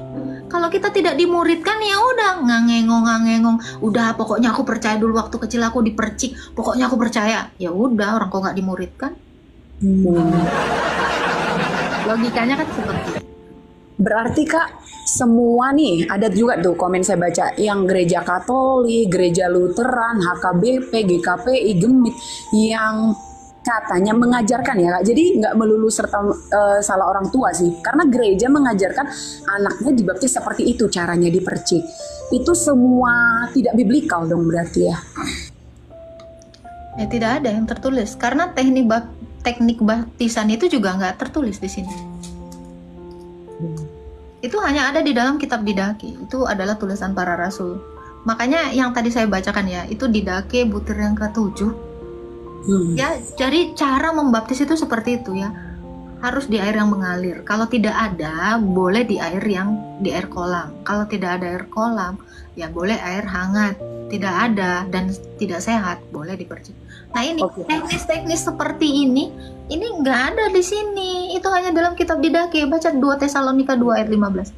Berpegang teguhlah kamu pada ajaran yang kamu terima, baik secara lisan maupun tertulis. Nah ini ajaran-ajaran lisan ini itu nggak semuanya di dalam sini. Karena itu ada di ajaran yang lain. Contoh, kayak bagaimana kita berliturgi. Ada nggak di sini? Tidak ada. Nggak ada. Itu adalah ajaran lisan. Karena itu apa? Kita lakukan langsung, tidak tercatat. Ini yang namanya paradosis atau tradisi. Tradisi itu artinya turun-temurun, bukan kebudayaan ya Bambang. Ini seperti itu Kak. Oke Kak. Nah, sementara di gereja Katolik dan Lutheran yang tadi saya bilang, kita pure hanya memakai Alkitab Perjanjian Lama, Perjanjian Baru tanpa tadi yang Kakak bilang kitab Didake. Ya. Jadi Didake Kak, bukan Didaki. Di kedakiku nanti di sini Didakiku itu ya, maaf salah ya, maaf. Gak apa-apa. Soalnya baru dengar juga ini Kak. Ternyata ada kitab lain yang perlu dipelajari juga berarti ya. Ada dong, ada Holorogion, ada Trisagion, nah itu banyak. Oke. Sementara kan Alkitab yang kita selama ini bertahun-tahun dipelajari, dipakai di gereja tidak mengajarkan apa yang tadi dituliskan di Didake ya. Apa sih Kak tadi namanya? Kitab Didake. Jadi gimana nih menurut Kak Kak Umul nih, semua gereja Katolik, Lutheran Katolik itu pakai kitab Didache loh. Oh ya udah, berarti tapi pakai Didache tapi tidak disalamkan. Nah gitu itu tadi saya bilang, jadi ada satu kelas, itu namanya murid kelas 4, ada yang mengerjakan tugas, ada yang nggak bikin tugas. Ya saya nggak mau nyalain orang. Loh, kalau saya pribadi sebagai ortodoks ya saya lakukan tugas gitu. Masalahnya ada yang nggak bikin tugas, terus ada yang bikin tugas tapi dilainkan tugasnya, diselewengin, ya itu urusan dia lah. Diganti-ganti, diubah-ubah tugasnya, yaitu biar Tuhan Yesus lah yang menghakiminya, nggak aku pula kan gitu. Kan guru nanti yang ini. Guru kita adalah Yesus toh. Iya. Nah itu. Jadi kalau ada yang membelok-belokkan, terus dia bilang ada yang datang telat nih kan, sama yang suka membelokkan ini, hey katanya gini tugasnya. Terus si yang telat datang ini, maaf ya Protestan ya. Oh iya kita dengerin ya, diikutin. Ya udah. Makanya tanya gurunya, balik lagi lah ke ajaran Rasul kalau mau tahu rule yang benar. Gitu. Oke Kak, kalau begitu satu lagi nih yang terakhir ya Kak, nggak apa-apa ya? Boleh. Kenapa si kitab Didache ini nggak masuk aja gitu ke Alkitab? Jadi kita kalau memang cara tadi itu sangat penting gitu ya. Kenapa ini kan isi Perjanjian Lama dan Perjanjian Baru ini kan isinya adalah kesaksian para nabi dan para rasul tentang Yesus, tentang Mesias. Ya udah. Jadi di Alkitab juga di Yohanes berapa dikatakannya, kalau semua aku tuliskan tampaknya nggak cukup dunia ini untuk menuliskannya itu. Makanya kita itu harus berpegang juga ajaran lisan. Dan Kak Tokoh Anugrah yang harus kakak tahu adalah sejak semula ajaran kekristenan ini nggak ada perjanjian baru. Rasul itu pakai perjanjian lama, nggak ada. Tetapi karena makin hari Rasul ini ya banyak yang meninggal gitu, akhirnya apa? Dicatatkan itu semua ajaran itu, disalin, dikirimkan. Nah ini kan kayak surat Rasul Paulus itu kan ajaran Rasul Paulus yang disalin, dikirimkan kepada gereja di Roma, dikirimkan kepada gereja di Korintus. Itu kan surat Rasul Paulus kepada jemaat, itu gereja maksudnya, kepada gereja di di mana? Di Antioquia, di mana? Di Tesalonika. Nah itu. Jadi sejak semula mereka itu mengajar dengan apa? Kitab Perjanjian Lama. Yesus ngajar pakai apa? Kitab Perjanjian Lama. Sejak semula memang ajaran orang Kristen itu ajaran lisan. Setelah ajaran lisan, karena sudah banyak yang mati, disalin. Itu terus disalin. Setiap gereja itu menyalin ajaran yang sama. Jadi kalau ada ajaran, misalnya kan gereja ini kan berkembang di seluruh dunia kan. Terus kalau ada satu gereja ngajarkan yang lain, itu langsung itu gereja semesta itu mengadakan konsili untuk mengutuk ajaran baru ini. Ini nggak pernah diajarkan Rasul. Jangan diajarkan. Itulah yang kayak contoh konsili Yerusalem. Itu konsili yang pertama kali. Ya, di situ ada Nasrani, ada bidat Nasrani. Nah, gereja mengutuk itu bukan bagian dari Kristen. Itu seperti penyakit sampar karena dia mengajarkan yang lain. Ada lagi ajaran Marsion. Dia mengajarkan hal-hal yang bersifat Yahudi dibuang. Ini dikutuk juga oleh gereja. Gak boleh. Justru karena ada bidat Marsion, makanya gereja menganatema ini. Mengkanon ini. Makanya ini jadi ada kanon Kitab Perjanjian Lama dan Perjanjian Baru. Karena apa? Karena ada bidat Marsion yang dia ajarannya Rasul itu dipilah-pilah. Oh, yang bersifat Yahudi saya nggak mau pakai. Sunat-sunat saya nggak mau pakai. Pokoknya yang bau-bau Yahudi saya nggak mau pakai. Nggak boleh sama gereja. Gereja menentang itu karena gereja ini bekerja berdasarkan keputusan Roh Kudus.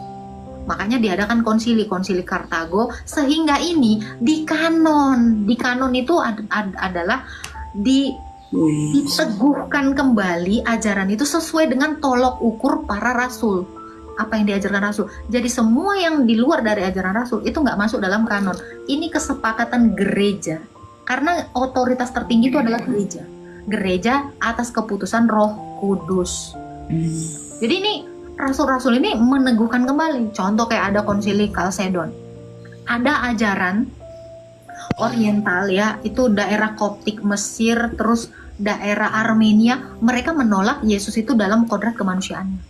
gereja mengadakan konsili, meneguhkan kembali. Jadi konsili itu bukan muktamar, bukan musyawarah, tapi peneguhan kembali iman rasul yang benar.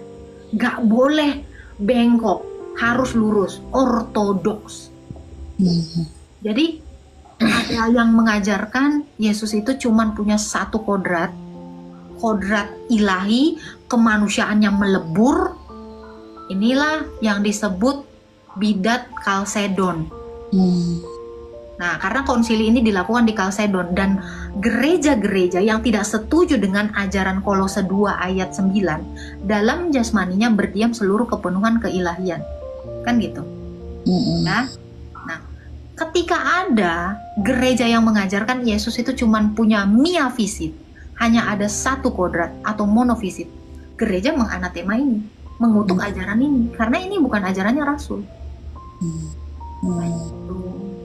Oke. Jadi kalau ada yang mengajarkan ajaran yang bengkok-bengkok, heterodoks, ini ajaran rasul ini meneguhkan kembalinya dalam konsili. Itulah yang disebut ortodoks.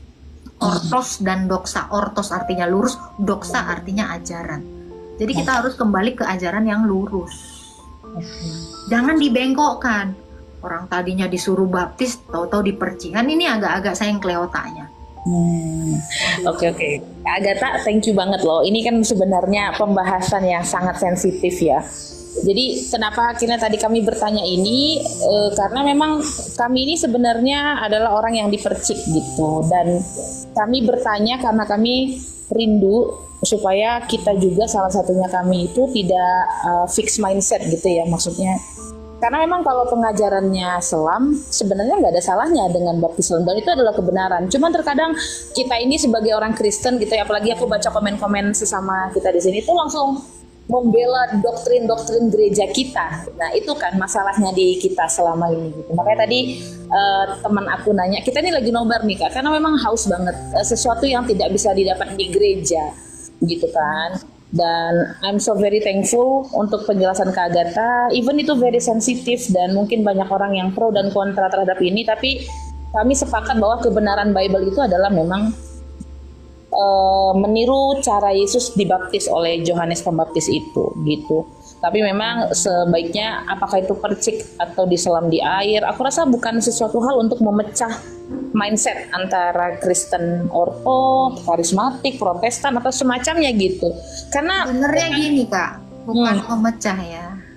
Banyak orang Kristen yang tidak tahu. Ketidaktahuan ini membuat kita jadinya salah toh. Iya. Karena ketidaktahuan kita ini akhirnya membuat kita dihukum oleh Tuhan. Betul nggak? Iya. Bagaimana cara kita, teman-teman Kristen yang tahu tentang kebenaran ini, ya kita harus mengingatkan. Kayak tadi, dalam satu kelas 4, ada yang datang telat, ada yang ngasih tahu, tadi soalnya gini, PR-nya gini, kata guru. Kita mengingatkan, terus tiba-tiba marah, ngamuk nih, yang telat datengin kan. Enggak, pokoknya gini kok, aku dengarnya dari sini. Ya itu terserah kau. Iya. Ya kan gitu. Jadi sebenarnya kita orang Kristen ini bukan orang Kristen yang anti kritik ya. Iya. Bukan juga memecah belah. Jadi kalau ada diksi memecah belah, saya rasa tidak. Karena kan ini pertanyaan, artinya kakak belum tahu jawaban. Betul. Kalau belum tahu jawaban, saya memberi jawaban yang sesuai dengan ajaran Rasul. BAB diam. Oke, ya. Jadi kalau dikatakan memecah belah, saya hanya berusaha menjawab pertanyaan kakak dengan jawaban yang lurus. Karena kakak mungkin punya jawaban yang bengkok atau dapat jawaban bengkok dari orang lain. Ya, itu realita betul Kak. Thank you banget Kak Agatha. Aku panggilnya Kak Agatha atau Kak Umul sih? Harta, tahta, dan umul. Oke, sesuai tulisan ya kan kita nggak umat buta huruf ya. Iya, oke deh Kak. Aku singkat Kak HTU. Thank you banget. Thank you udah mau ngajarin HTU ya. Asal jangan HTS ya. Thank you banget loh udah mau ngasih waktu. Tahu nggak arti HTS? Apa itu? Hubungan tanpa selam. Kita nggak akan bisa menghubungkan Yesus kalau kita tidak diselam. Ya, HTP tahu nggak HTP? Hubungan hubungan tanpa percik. Iya itu. Oke deh.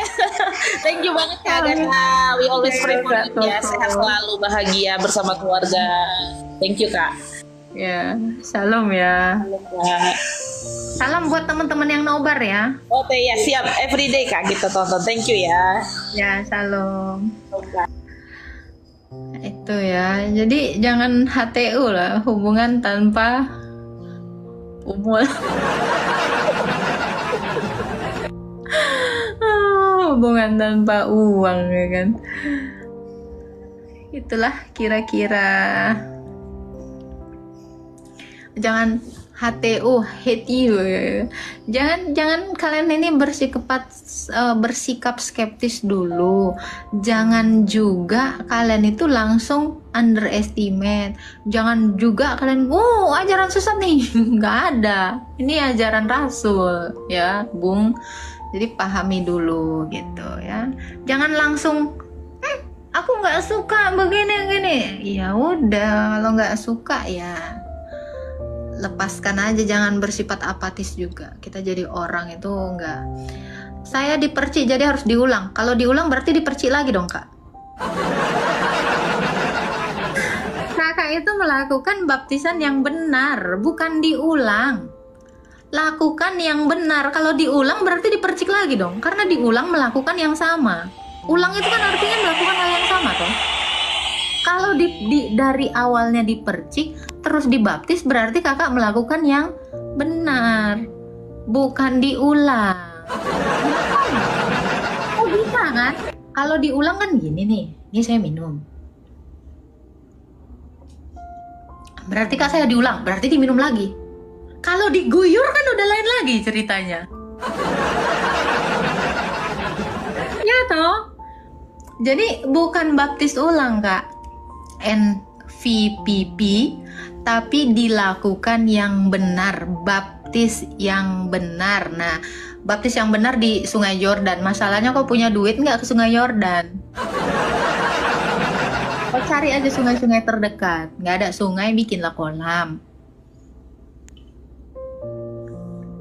Tuh, kagak ada duit. Buat makan aja susah kok, sok-sok ke Yordan kok.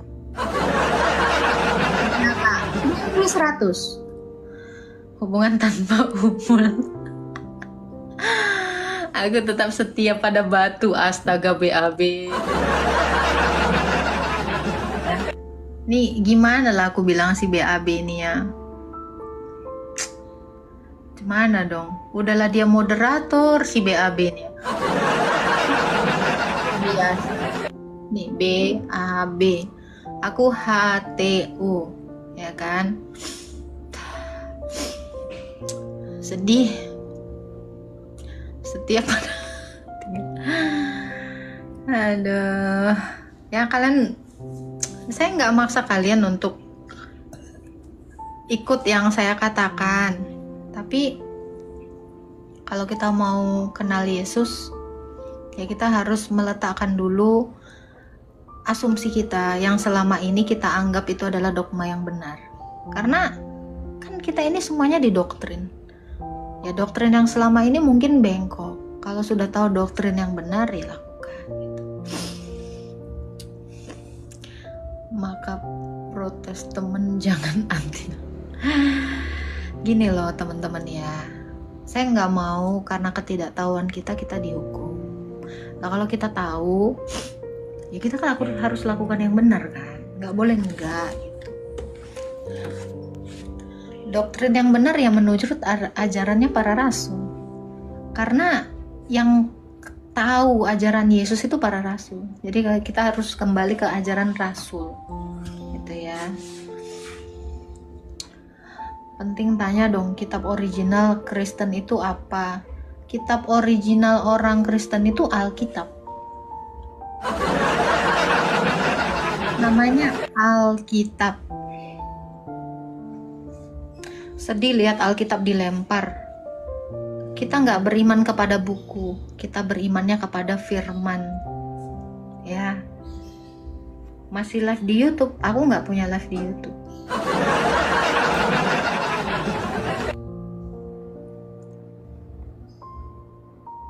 Aku tahu live Kak Umul dari YouTube Kesaksian Channel. Ini masih juga ya, mencuri ya. Aduh, orang Kristen jangan mencuri.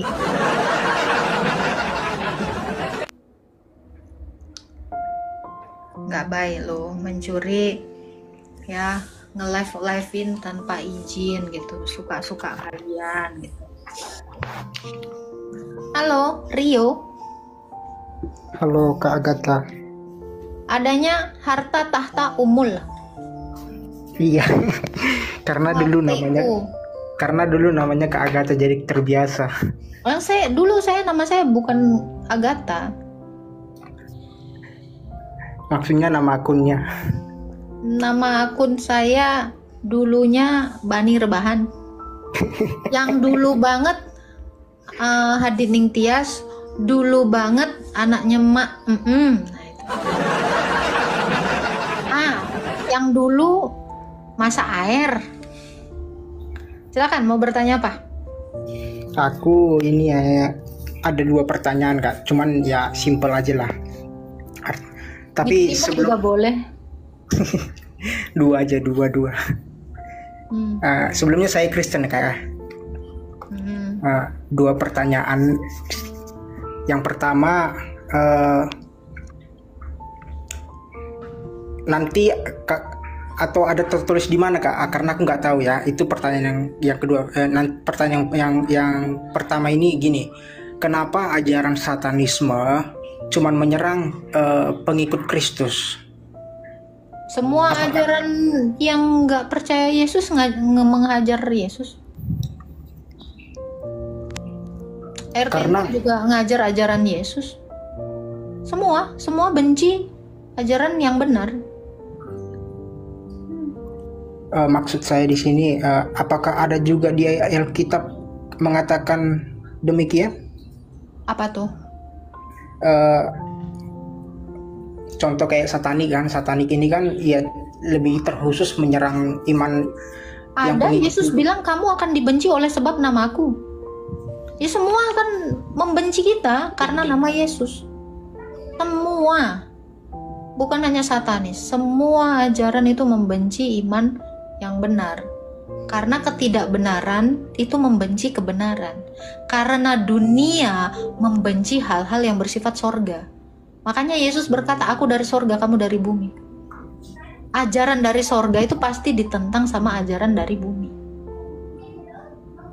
Tapi gini juga Kak, karena ada teman aku Muslim kan, dia bertanya, dia bilang, tapi kan karena dia pernah nonton, aku kasih tunjuk mengenai aku kebetulan ada simpan video orang Amerika, dia ini dulu penyembah satani, dia ini ajaran satani orang Amerika.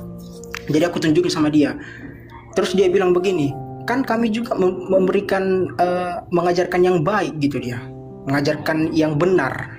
Kenapa hanya Kristen yang diutamakan mereka? Nah, jadi kenapa karena kan Islam ini juga mengajarkan yang baik Kak. Sekarang gitu. saya tanya bang, kira-kira setan nyerang setan nggak? Enggak dong. Ya udah selesai. Kenapa Kak kita orang Kristen aja sesama iblis mungkin nggak serang-serangan? Ya udah, logika itu. Mungkin nggak? Sesama iblis, lu iblis, lu juga iblis. Nggak ada jambak-jambakan, yang ada cium-ciuman. Logika kan? Udah, selesai friend.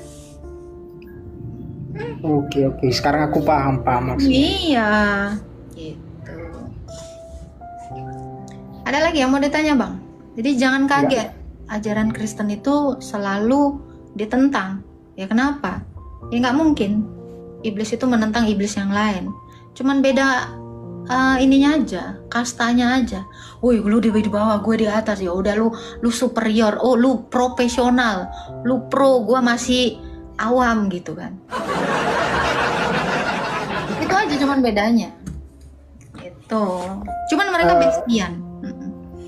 Gini Kak, aku pernah lihat di room teman kita orang Kristen, dia bilang begini.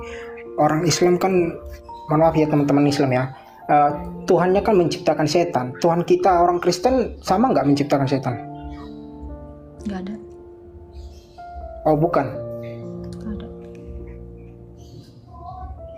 Tuhan itu tidak pernah menciptakan sesuatu yang buruk. Di dalam penciptaan Tuhan Yesus itu selalu bilang, Allah melihat segala yang dijadikannya baik. Jadi yang baik-baik itu berasal dari Tuhan. Berarti setan itu tercipta? Setan itu diciptakan Tuhan, malaikat. Lalu dia memberontak, akhirnya dia jadi setan. Contoh gini ya Bang ya. Abang Rio menikah dengan seorang wanita. Mungkin nggak istrinya Abang Rio ini melahirkan pembunuh? Enggak dong. Yang dilahirkan apa? Anak dong. Anak baik. Iya, anak baik. Terus pada akhirnya dia menjadi pembunuh. Apakah bisa dibilang, oh si Rio ini melahirkan anak pembunuh? Ya nggak mungkin. Jadi pada kemudian malaikat itu menjadi iblis, ya itu karena keinginannya. Demikian anakmu itu jadi pembunuh, ya karena keinginannya ingin menjadi pembunuh. Tetapi sejak semula yang dilahirkan itu apa? Anak manusia yang baik. Demikian Allah menciptakan malaikat itu baik. Tapi pada akhirnya dia membelot dan dia ingin menjadi Allah, ya dia akhirnya menjadi Satan. Jadi iblis. Aku paham. Berarti di sini kesimpulannya kakak bilang yang menciptakan iblis itu ya pribadi dari malaikat itu ya karena memberontak. Ketidaktaatan. Iya. Berarti oke aku paham. Nah, oke, terima kasih kak ya. Itu tetap malaikat yang tidak taat. Oke. Aku paham kak. Makasih banyak kak. Ya, sama-sama. Tuhan berkati.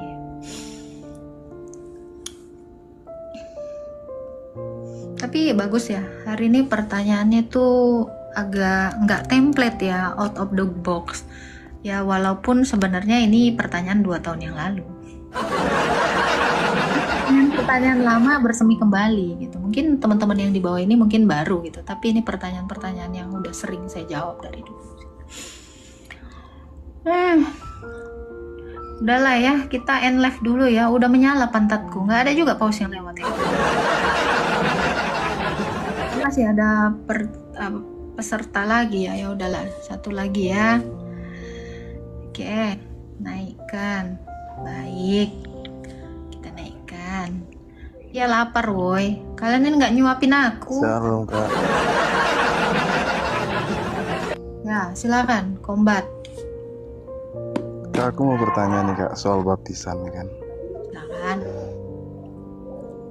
Baptisan ini kan menurut ajaran kan sangat sakral, ya kan? Sakral dan agak kenceng dong bang, kayak ayam sayur gini suaranya bang. Agak laki dong. Ya kan, ini kan menurut kalau soal baptisan ini kan sangat sakral dan benar-benar harus dinyatakan bagi umat Kristen kan. Yang mau saya tanyakan itu, kenapa baptisan yang diajarkan Kristen Ortodoks itu tidak tertulis dalam Alkitab, sedangkan Alkitab itu pedoman bagi kita. Apa yang dicontoh tentang ajaran Kristus soal baptisan dalam Alkitab itu kan harus kita contoh begitu. Kenapa itu tidak ditulis dalam Alkitab gitu? Tidak ada pernah diajarkan dalam Alkitab soal baptisan harus dicelupkan 3 kali. Coba baca. Coba baca. Matius 28 ayat 19. Itu kan yang diajarkan Ortodok. Matius 28 ayat 19 itu. Itu kan ajaran Ortodok. Selamkan. Baptis. Mana ada disuruh percik lah mereka. Ajaran Ortodok ya ajaran Alkitab lah.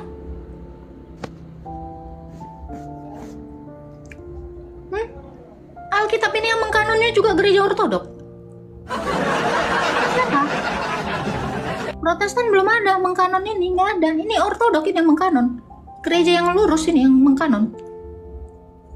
Apa yang mengkanon?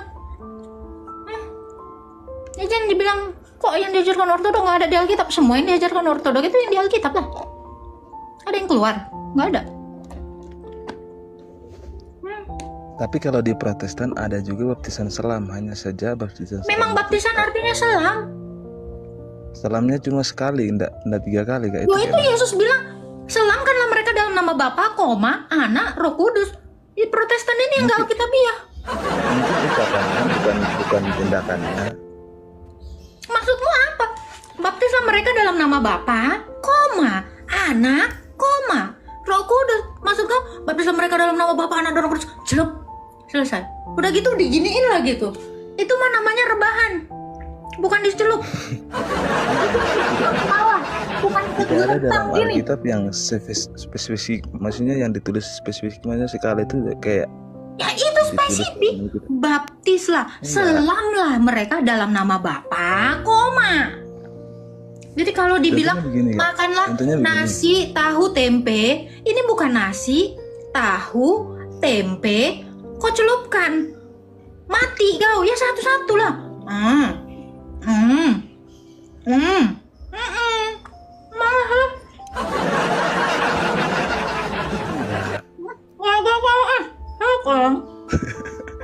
Enggak Kak, ini jadi pertentangan bagi banyak orang, maksudnya jadi bimbang buat banyak orang yang sudah. Kau yang bimbang jangan orang. Kalau saya persik, aku memang nggak setuju karena sudah diajarkan Yesus di selam. Tapi kalau soal selam 3 kali itu menurut saya kurang masuk akal. Karena apa? Kok nggak kurang masuk akal, orang itu Yesus yang nyuruh kok. Kurang masuk akal, gila kau. Enggak, di situ firman Tuhan itu, ucapan firman Tuhan itu harus kita pahami. Jadi maksud saya ucapan firman Tuhan itu, aku membaptis kamu dalam nama. Kau aja yang nggak paham kok. Kau aja yang nggak tahu Alkitab itu kok. Makanya aku bilang, Bang, keluarkan isi otak kau buang. Kau isi sama ini. Jadi kau paksa Alkitab itu setuju dengan otakmu. Kamu yang harus setuju dengan Alkitab. Kenapa kamu membaca tetapi tidak mengerti? Karena kau nggak punya guru. Belajarlah dari para rasul. Saya percaya apa yang ditulis rasul. Makanya kitab Didake itu ada.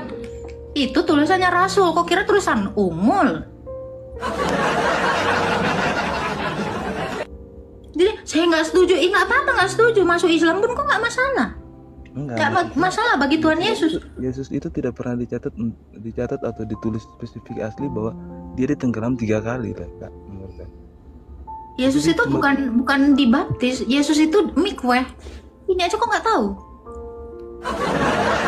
Keadaan, ya aku tahu Yesus itu nggak dibaptis. Maksudnya, kalau kamu tidak tahu Yesus itu membaptis muridnya 3 kali, makanya baca kitab Didake. Karena Didake itu tulisan rasul. Rasul menulisnya karena rasul yang praktek. Gimana sih kau? Maksud saya, kenapa tidak dicatat dalam Alkitab? Kenapa harus dicatat dalam Didake? Sedangkan baptisan ini sangat sakral, loh, menurut saya.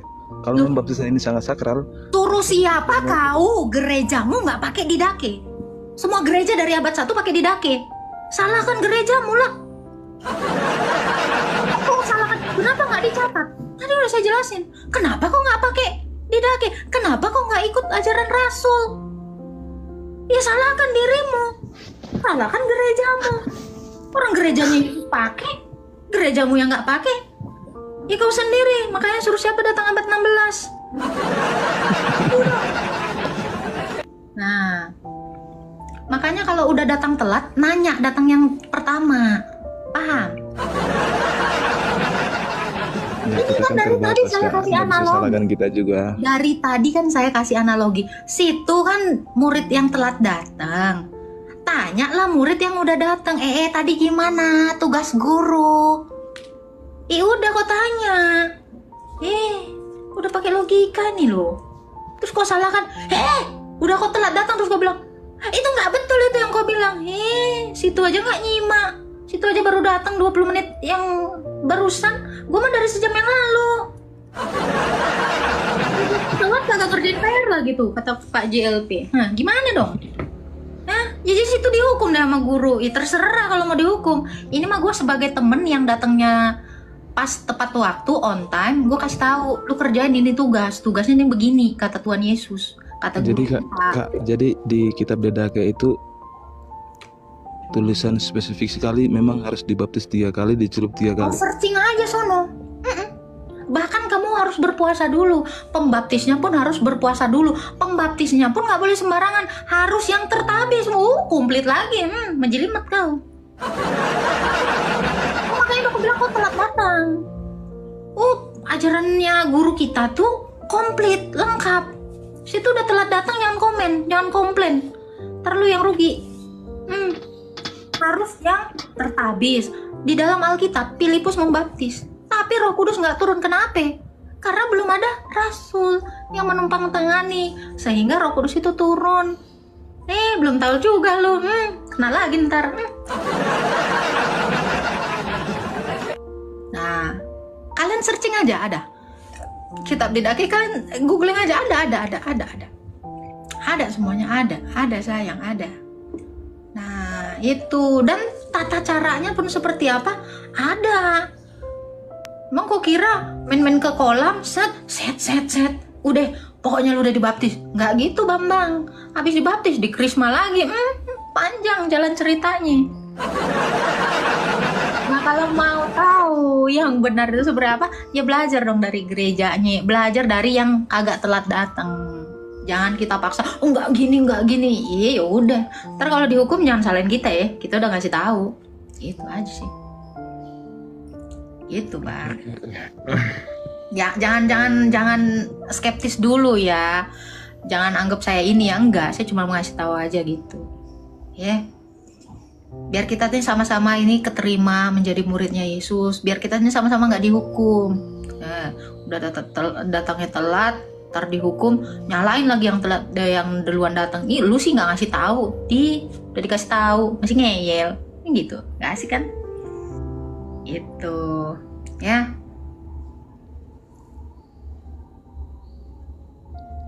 Gimana Bang? Ya, gitulah pokoknya kalau kita mengaku sebagai murid Yesus. Yesus itu adalah guru kita harus taat kepada guru kita supaya kita nggak dihukum, ya kan? Bener nggak?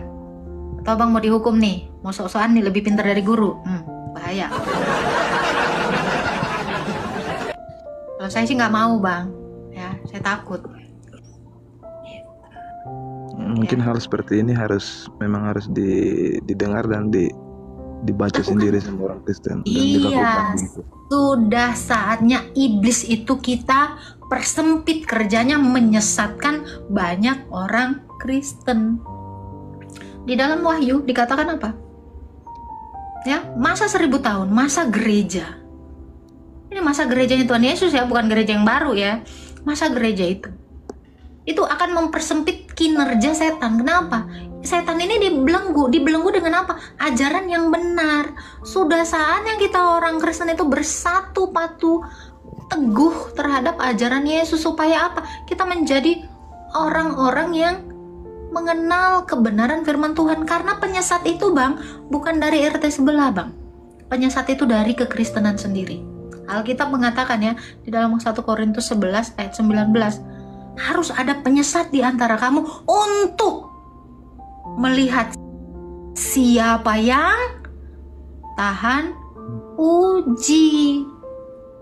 Kalau kamu nggak tahan uji, datang kelas 4 yang lain gitu, 4B gitu kan, ganti aja, begini soalnya, selesai kau. Makanya datang jangan telat, biar kamu ketika ada kelas 4 lain memprovokasi kamu dengan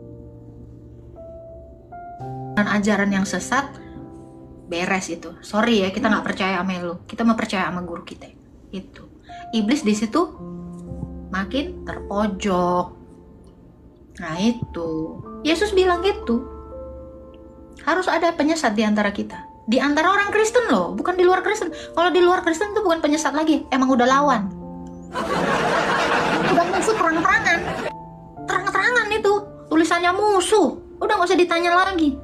Tapi yang menyusup-nyusup di dalam tubuh Kristus ini itu seperti koreng di dalam satu tubuh. Nah dia tuh sikit di sini menginfeksi, lama-lama borokan, mati lah kita, punah. Nah ini yang bilang ya, tradisi bukan yang utama. Kalau tidak dari tradisi, lu nggak kenal yang namanya kanon Alkitab.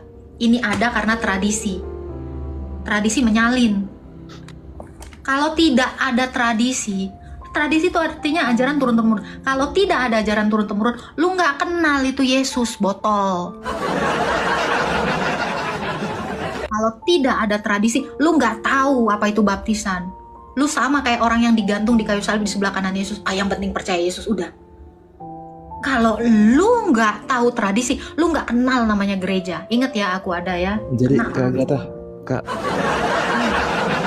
jadi kenapa baptisan yang ditulis dalam kitab Dedake ini tidak ditulis dalam Alkitab, tapi dipelajari juga seharusnya untuk umat Kristen begitu ya? Kitab Dedake ini harus diturun-temurun ke gereja-gereja gitu ya? Lo itu tradisi suci gereja. Maksud kau saya bikin liturgi itu dari mana? Kira-kira apa itu? Roh Kudus datang sama kau, terus kau dapat ilham gitu? Nggak ada itu. Nggak ada. Jadi yang kita salahkan itu kenapa tidak ditulis dalam Alkitab? Jangan disalahkan. Ini semua kan hasil tradisi. Semuanya ini perlu. Lu masalahnya mau comot yang lu mau. Kayak prasmanan. Sejak semula ajaran itu dikasih semua. Lah elunya sendiri. Ya, gerejamu sendiri kenapa ngambil yang mau lu mau? Ibarat kata, ini udah ada nih.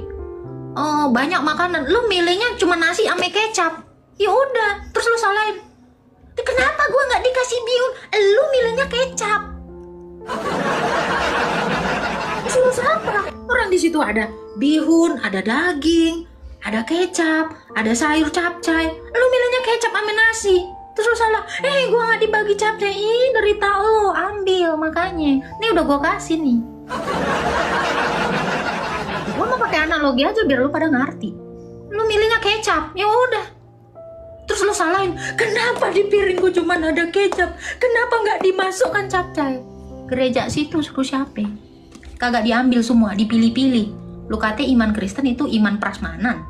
Semua ditelen. Kalau mau sembuh, ibarat kata lu mau minum obat nih. Lu kan lagi sakit nih, manusia ini kan orang sakit berdosa. Lu harus minum obat itu 3 kali sehari. Nggak bisa lu dalam 1 hari glek. Yang ada lu overdosis, pingsan, sembuh kagak, rusak ginjal lu. Gitu. Semuanya harus dimakan. Jangan lu bilang, enggak lah aku vitamin aja yang itu pahit. Nggak usah lah, sakit kau, nggak sembuh borok kau. Seperti itu kira-kira bang. Jadi jangan kau salahkan terus. Kenapa nggak masuk Alkitab ya?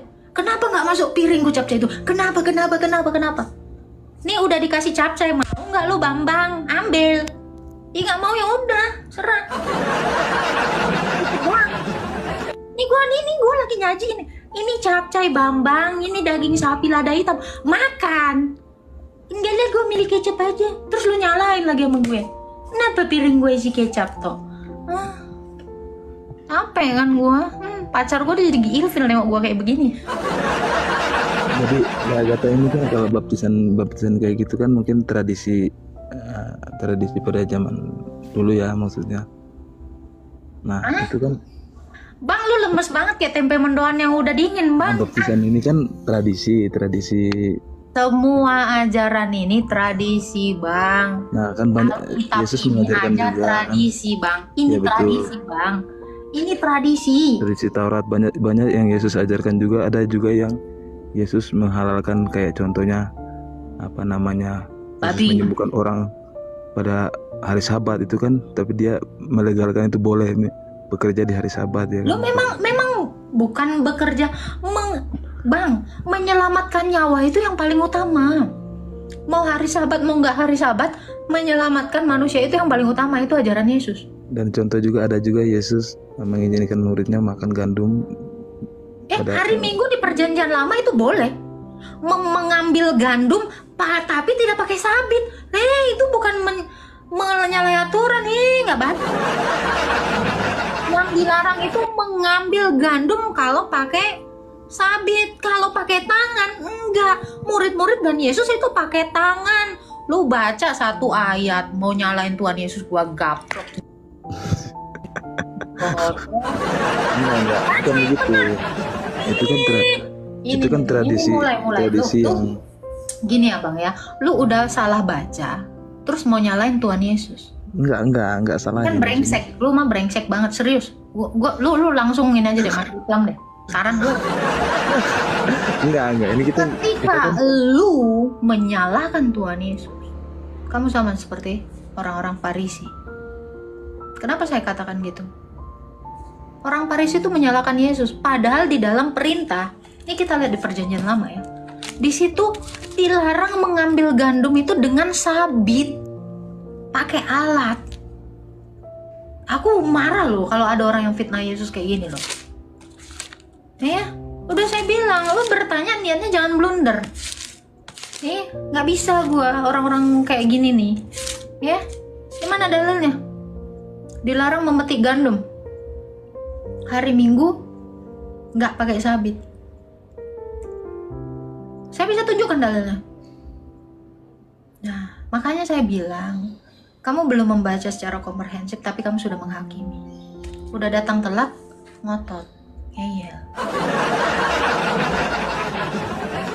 Ini, masa Tuhan disalahkan? Iya, ini iblis, Bang. Nih, gua beneran ya. Orang yang tidak membaca, tetapi sudah mengasumsikan sesuatu, ya, ini bahaya. Kenapa? Gue udah sabar banget soalnya dari tadi. Gue kalau udah dibilang sabar ya, lu lihat komal-komal lain ya, nggak ada yang selama gue mempertahankan kadrun kayak gini. Lu kalau mau bilang sabar ya, sabar. Lu cobain di posisi gue. Gue yakin kesabaran lu nggak nyampe 3 menit. Ya, kebanyakan makan kecap, betul. Sakit gula. Nah, gitu ya. Copot-copot ayat. Iya, copot-copot ayat itu. Untung nggak copot kepala ya kan. Gue jangankan kalian ya, yang nonton di bawah ini juga, ya, yang nonton di bawah ini juga pasti gemes gitu loh. Udahlah, lapar aku.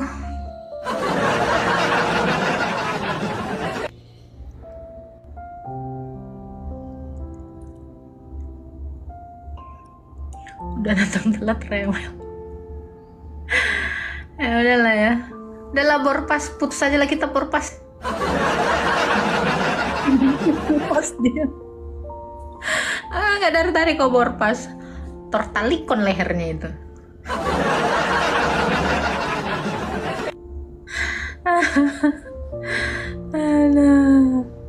Lalu kitab Septuaginta harus kita pelajari ya? Nggak usah bang, nggak usah belajar kok bang. Ateis aja kok bang. Nggak usah kalian pelajari apapun. Ya.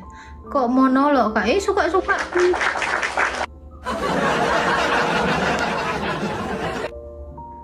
Nyalahin lagi, dia yang benar, dia yang duluan. Mirip Farisi mempermasalahkan murid Yesus tidak cuci tangan. Emang konteksnya ini lagi cuci tangan ya? Suka kali kau itu bawa ayat terus kau asumsikan ke semua perkara gitu loh. Ya, ini orang-orang Kristen yang kocak juga gitu. Seolah-olah dia membenarkan yang salah gitu. Itu konteksnya lagi mau makan. Kenapa Yesus mengatakan nggak apa-apa dia makan walau nggak cuci tangan? Itu kan konteksnya makan. Ini kamu konteksnya apa? Konteksnya ini dalam ajaran, dalam peribadatan, dalam pengenalan akan Tuhan Yesus. Gitu loh. Baca dulu ayatnya. Malas kok caranya sendiri. Udah sakit pinggangku, oi. Pamit kakak. Iya, aku kan mau pamit lah inilah. Ya jadi jangan inilah, jangan protes terhadap ajarannya Rasul. Gitu. Kesimpulannya gue sakit pinggang. Kesimpulannya gue sakit pinggang. Janganlah tarik kesimpulan, tetapi renungkanlah setiap apa yang kita terima hari ini gitu. Marilah kita menjadi pelaku firman, bukan menjadi pendengar firman gitu.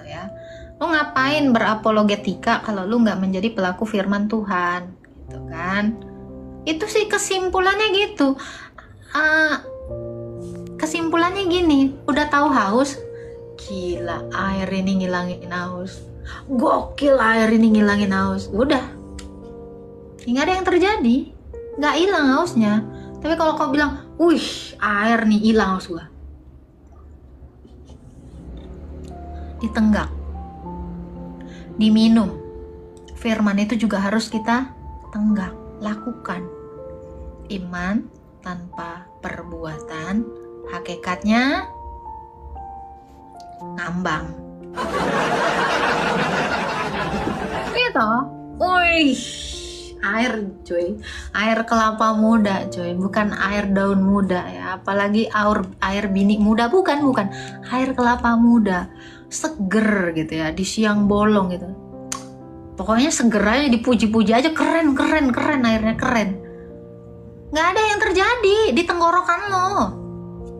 Sampai lu mati botak sariawan nggak akan terjadi apa-apa. Kecuali lu minum. Demikian firman Tuhan. Kalau firman itu kamu terapkan dalam hidupmu, ya itu akan menjadi sesuatu yang bagus. Gitu. Air. Gimana botak sariawan? Udah botak terus sariawan kan menderita banget. Waktu siang hari panas sekali kepalanya, terus sariawan mau minum di air perih. Nggak ngerasakan itu, menderita banget. Udah botak sariawan perih. Untung gak aku bilang ya, sampai botak korengan, nah lebih perih lagi botak borokan.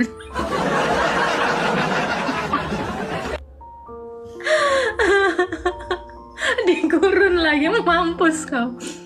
Aduh. Terus tiba-tiba kau tertarik sama kencing onta dibandingkan air kelapa muda.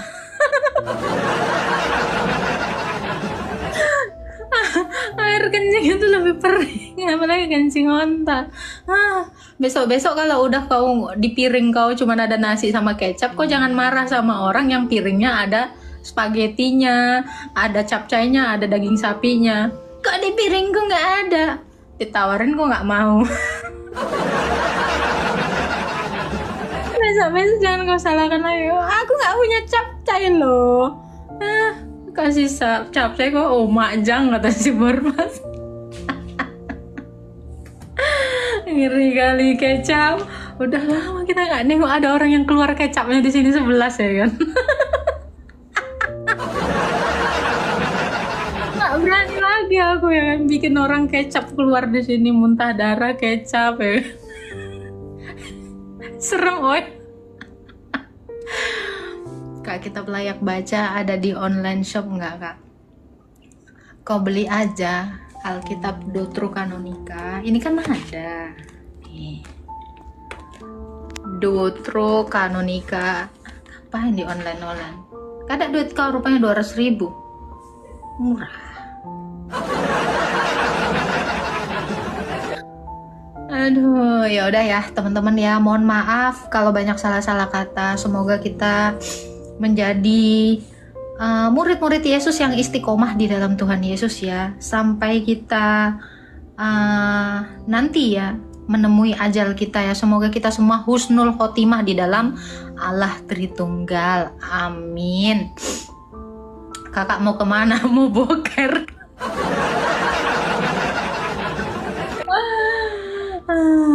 Sherlock, aku kirim Alkitab. Alah, kok kirim aja paus sama aku.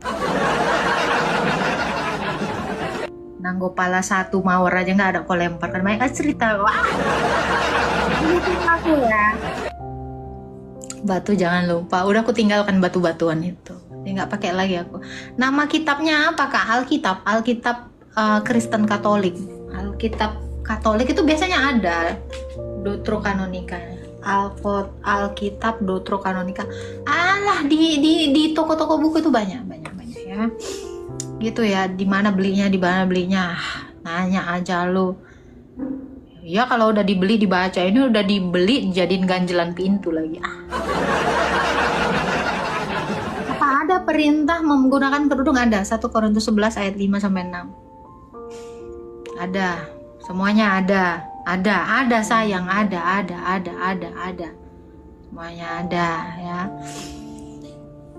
Buku doa ortodok belinya di mana? Ingin rasanya jualan aku ya, tapi tunggu ya. Belum jadi. Itu ada di toko oren. Nanti kalian beli aja di toko oren. Bintang Timur ya kalau nggak salah apa gitu. Nah gitulah. Pokoknya kalian cari aja di toko oren ya. Buku sembahyang harian Kristen Ortodoks. Nah gitu ya. Oke ya teman-teman ya. Selamat malam semuanya ya. Tuhan memberkati. Mohon maaf ya, banyak salah-salah kata, jangan tersinggung ya. Kita bentar lagi mau Natalan soalnya. Oke, bye.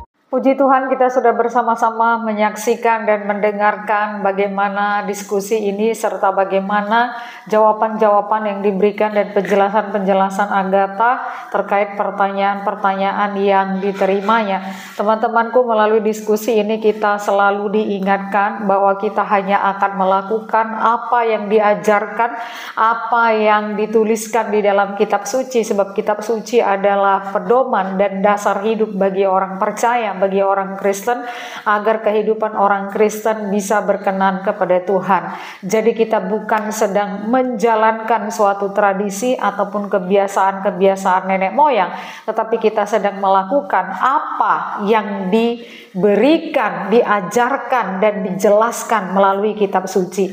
Setiap kita bukan mengerjakan apa yang diajarkan manusia, tetapi apa yang diajarkan oleh Tuhan Yesus Kristus, sehingga kita boleh mempermuliakan Dia. Karena itu teman-teman, mari kita terus membaca firman Tuhan agar terus berkembang wawasan pengertian kita akan kebenaran. Kiranya video ini memberikan satu berkat tersendiri untuk teman-teman semua dan Tuhan Yesus memberkati.